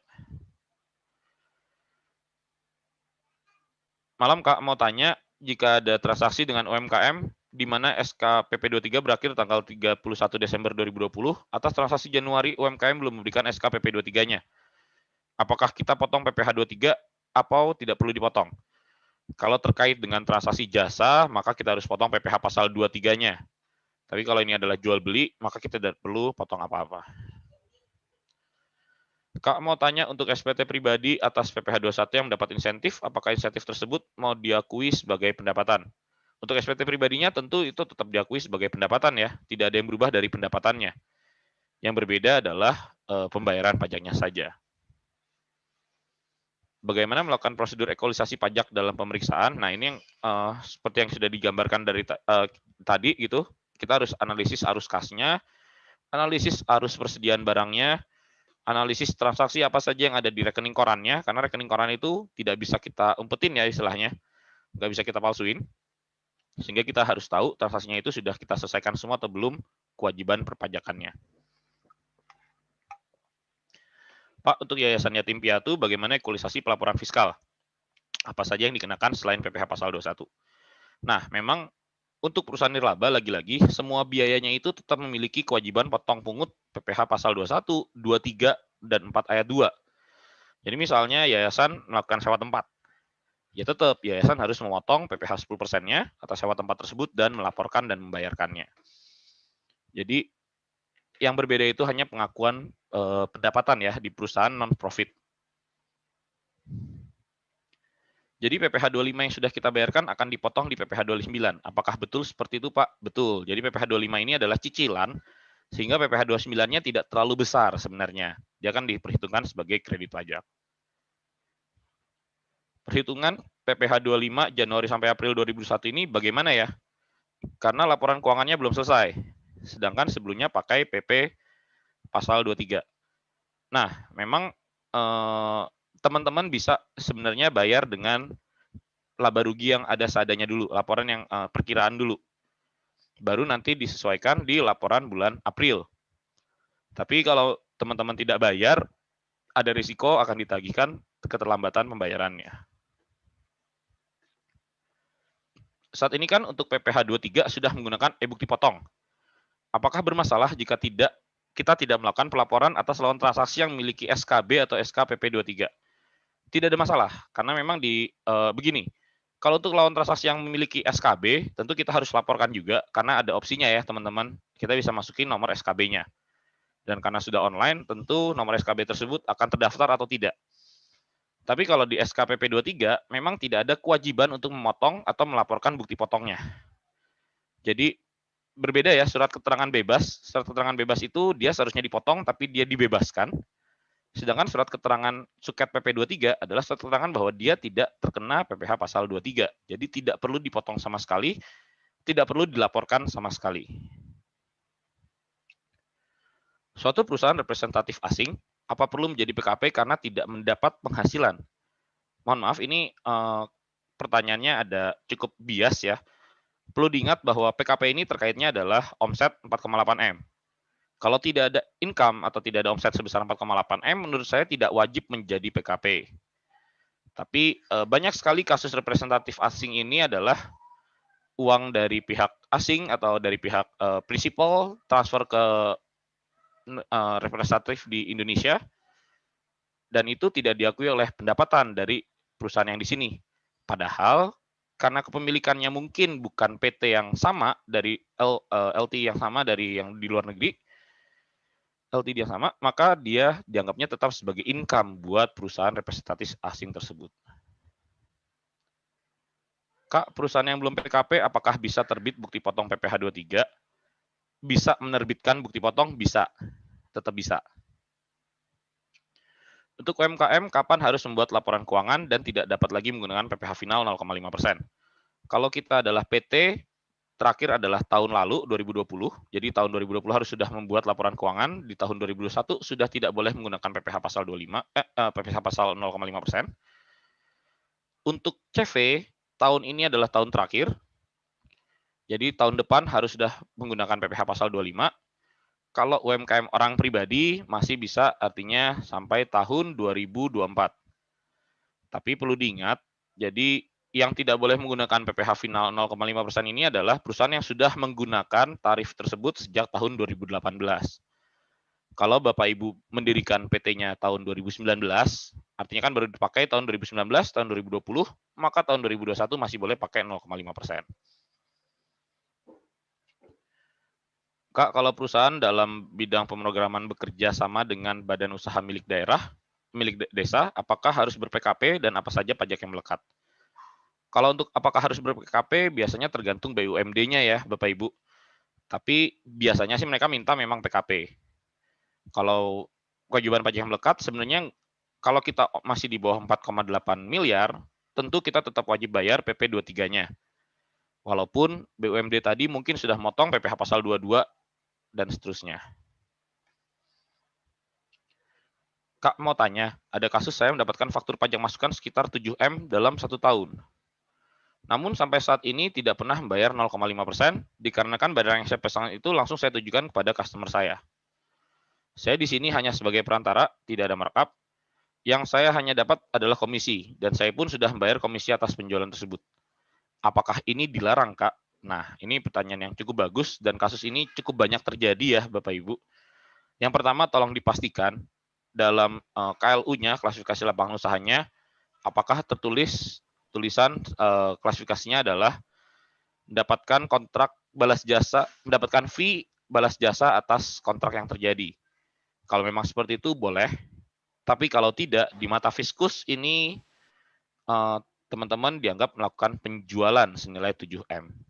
Jadi ini resiko terbesarnya adalah PPN. PPN-nya aja dari 7M sudah 700 juta. Pak, insentif atau hadiah karyawan karena capai target berupa emas senilai misalnya 15 juta. Apakah terkena PPh 21? Tidak terkena PPh 21, tapi tidak boleh menjadi pengurang keuntungan perusahaan. Kalau Bapak Ibu masih sebagai UMKM, pajak 0,5%, tidak ada masalah, silahkan lakukan ini. Tapi kalau Bapak Ibu sudah perusahaan di atas 4,8M, ini adalah kerugian bagi perusahaan karena kita harus nambah bayar PPh badannya. Saya jual barang ke customer dan customer tersebut tidak mau menyediakan NPWP. Sehingga saya membuatkan faktur pajak dengan NPWP 00 dan menggunakan NIK milik karyawan dari customer tersebut. Apakah ini tidak apa-apa? Selama ada NIK-nya sebenarnya tidak ada masalah. Tapi perlu memang nanti ada resiko bagi si karyawan tadi ya. Kalau memang didetek dia punya pembelian barang banyak, pasti Dirjen Pajak juga akan mencurigai karyawan tersebut bahwa dia mungkin melakukan transaksi jual beli. Mau tanya Kak, untuk insentif PP23, jika saya tidak jurnal atas insentif tersebut, apakah boleh Kak? Mengingat secara komersil itu bukan pendapatan kita, dan endingnya pun dikoreksi. Ya nggak apa-apa, karena memang secara fiskal kan juga tidak ada masalah di situ. Kalau UMKM mau menjadi badan usaha karena omset, kemungkinan bisa tembus 4,8M, bagaimana cara terbaik untuk transisinya? Bagaimana perhitungan pajaknya? Terima kasih. Jadi kalau memang kita mau menjadi karena bisa tembus ke 4,8M, tidak perlu ada transisi apa-apa ya, tinggal kita ajukan PKP-nya.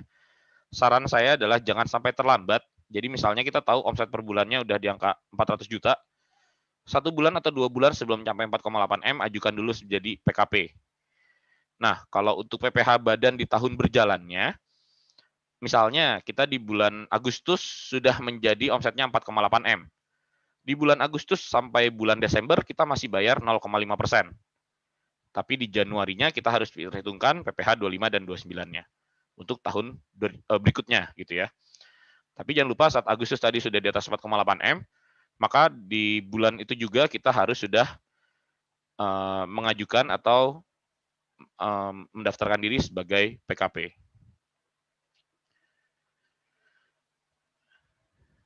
Pak Gio, kalau untuk ongkos angkut, supir adalah karyawan perusahaan.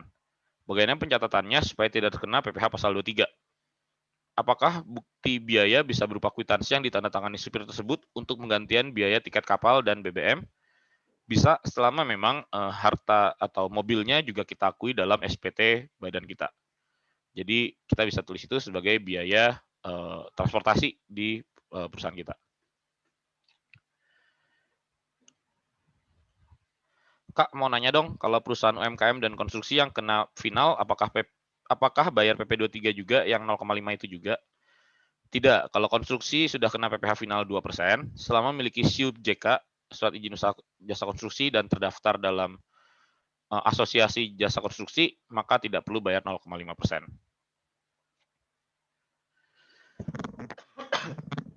Cara buat SPT badan, saya tidak bisa bagikan sekarang, tapi lagi-lagi masih sudah banyak yang bagikan tutorialnya, jadi bisa teman-teman pelajari sendiri. Maaf Kak, mau tanya, ada kasus dari 2019 dan 2020 perusahaan belum bayar pajak sama sekali. Apakah perusahaan jika ingin bayar pajak tersebut dapat berdasarkan PPh ketentuan umum atau wajib menggunakan PP 23 ya? Terima kasih. Sebenarnya karena kita tidak mengajukan surat keterangan PP 23 di tahun 2019 dan tahun 2020, kita justru bisa menggunakan PPh ketentuan umum atau tarif 25 dan 29.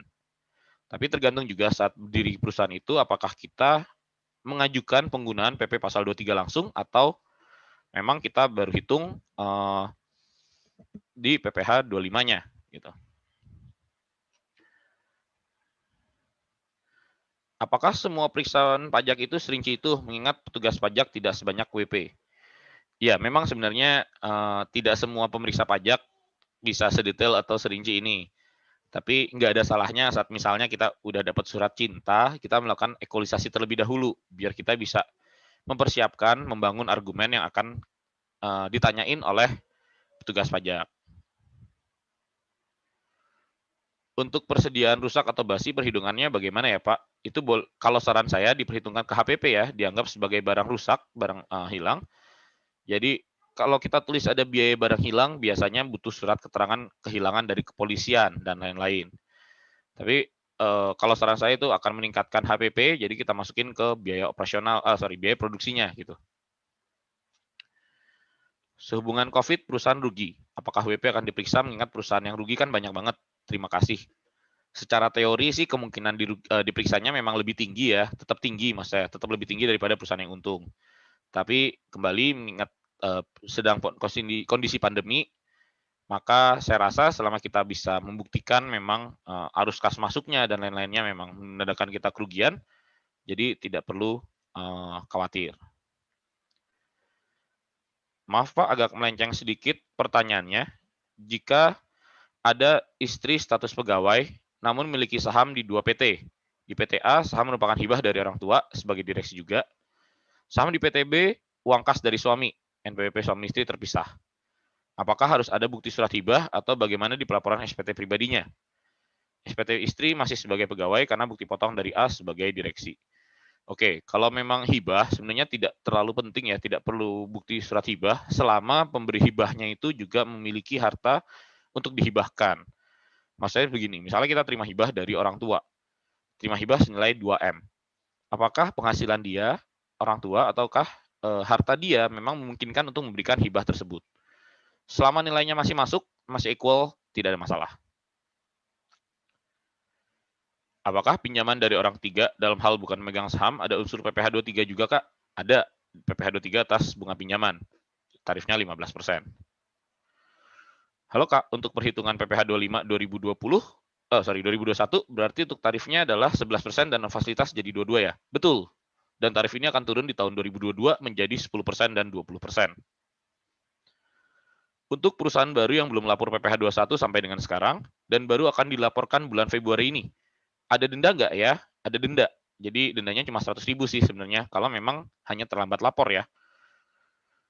Kalau ada keterlambatan bayar, tentu ada bunga. Sanksi administratif berupa bunga. Selamat malam. Untuk laporan laba rugi komersil, yang kita laporkan di SPT cukup sampai laba rugi tahun berjalan saja atau sampai dengan laba rugi komprehensif? Cukup sampai laba rugi tahun berjalan saja. Malam Kak, untuk reimbursement supaya tidak terkena PPh 21, bisakah dikeluarkan dari petty cash? Bisa. Selama ada bukti-bukti transaksi yang mendukung ya, misalnya ada reimbursement bensin, ya ada bon bensinnya gitu. malam, mau tanya Pak, untuk perusahaan jasa outsourcing, di mana omset atau manajemen fee serta gaji karyawan tetapnya dicatat di laba rugi, dan gaji upah karyawan kontrak yang di-outsourcingkan tersebut dicatat di neraca. Apakah ini tidak masalah? Mohon petunjuknya untuk ekurisasi SPT PPh Badan, SPT PPh 21-nya. Terima kasih. Oke, sebenarnya kalau untuk karyawan outsourcing ya, untuk perusahaan yang bergerak di bidang outsourcing, gaji atau karyawan upah ini kenapa dimasukkan ke neraca ya? Seharusnya sih tetap masuk ke laba rugi, atau setidaknya dia akan menjadi balance karena di sini jadinya adalah hutang piutang nih bahasanya. Jadi kita mungkin bayarin gajinya dulu ke karyawan kontrak yang di-outsourcingkan sambil menunggu pendapatan yang masuk dari perusahaan yang melakukan outsourcing-nya. Reimbursement-nya tunggu masukin gitu. Kalau memang seperti itu, dan memang karyawan kontraknya ini diakui sebagai karyawan atau tenaga kerja di perusahaan di mana mereka ditempatkan, maka itu tidak ada masalah. Tapi tolong dipastikan dulu di sini siapa yang bertanggung jawab atas PPh pasal 21-nya. Apakah kita sebagai perusahaan pemilik outsourcing-nya atau malah si PT yang mempekerjakannya. Karena untuk outsourcing ini cukup banyak terms and condition-nya ya, banyak juga soalnya PPh 21-nya dihitung di perusahaan yang mempekerjakan mereka. Jika kita bertransaksi umum dengan UMKM PP23 ditanggung pemerintah untuk pelaporan PPh pasal 4 ayat 2-nya, apa cukup yang di-filing saja ataukah ada yang di-reporting? Kalau kitanya sebagai UMKM PP23, kita harus juga membuat yang di-reporting. Tapi kalau kita hanya bertransaksi dengan UMKM tersebut, kita tidak perlu laporkan yang ada di e-reporting. Halo Kak, kita selama ini tidak memotong PPh 0,5% tersebut. Apakah ini akan dikenakan resiko? Ingat, ada juga vendor yang mau menyetorkan sendiri pada akhir bulan. Kalau kita tidak memotongkan 0,5 ini tidak ada masalah, jadi tidak merupakan kewajiban bagi kita untuk menyetorkannya. Pak, untuk mensiasati agar PPh pasal 25 tidak lebih bayar, bagaimana? Oke, jadi kalau misalnya memang secara perhitungan kasar laba rugi kita sudah turun di tahun ini, saran saya adalah di pertengahan tahun Bapak Ibu mengajukan surat permohonan cicilan PPh pasal 25. Tentu yang dilampirkan adalah perkiraan laba rugi tahun berjalan, sehingga ada kemungkinan disetujui, sehingga PPh 25-nya juga dipotong. Oke, Bapak Ibu, sekarang sudah jam 9.50.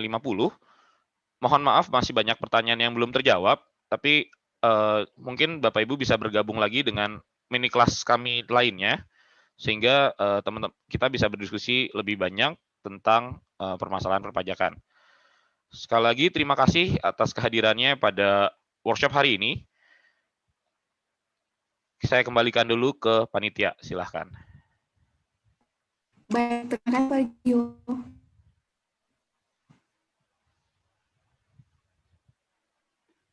Oke, baik Bapak Ibu, sebelum mengakhiri mini kelas malam hari ini, perkenalkan kami dari tim Pakar memperkenalkan salah satu divisi selain education yang ada di Pakar, yaitu ada Pakar Bisnis. Pakar Bisnis sendiri itu merupakan jasa konsultan pajak. Untuk informasi lebih detailnya, mari kita saksikan video singkat berikut ini.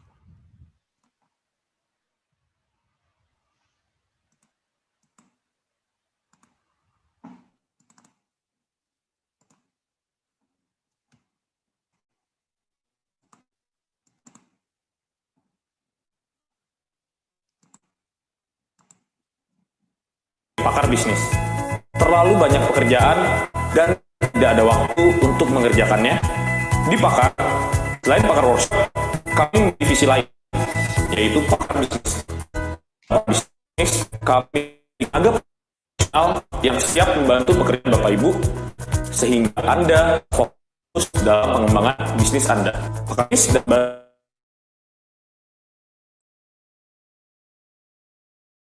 di bidang awal, pendirian badan usaha, hingga pendaftaran PIRT. Di bidang akuntansi, keuangan, dan perpajakan, kami dapat membantu pembuatan laporan keuangan, perhitungan, pelaporan, hingga pembayaran pajak, dan perencanaan pajak agar pajak perusahaan Bapak Ibu menjadi lebih efisien. Di bidang human capital, kami dapat membantu dalam proses rekrutmen karyawan hingga pembuatan KPI dan SOP.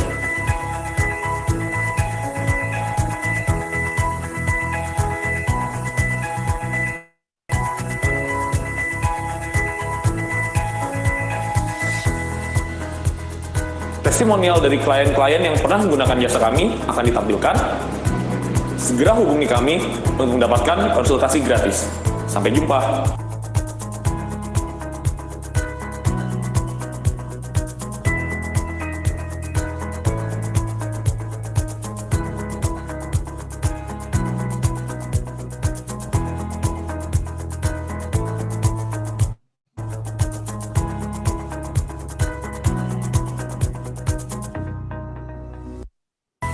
Halo Bapak Ibu, perkenalkan. Baik Bapak Ibu, untuk nomor dan websitenya akan kami share di grup Telegram ya Bapak Ibu.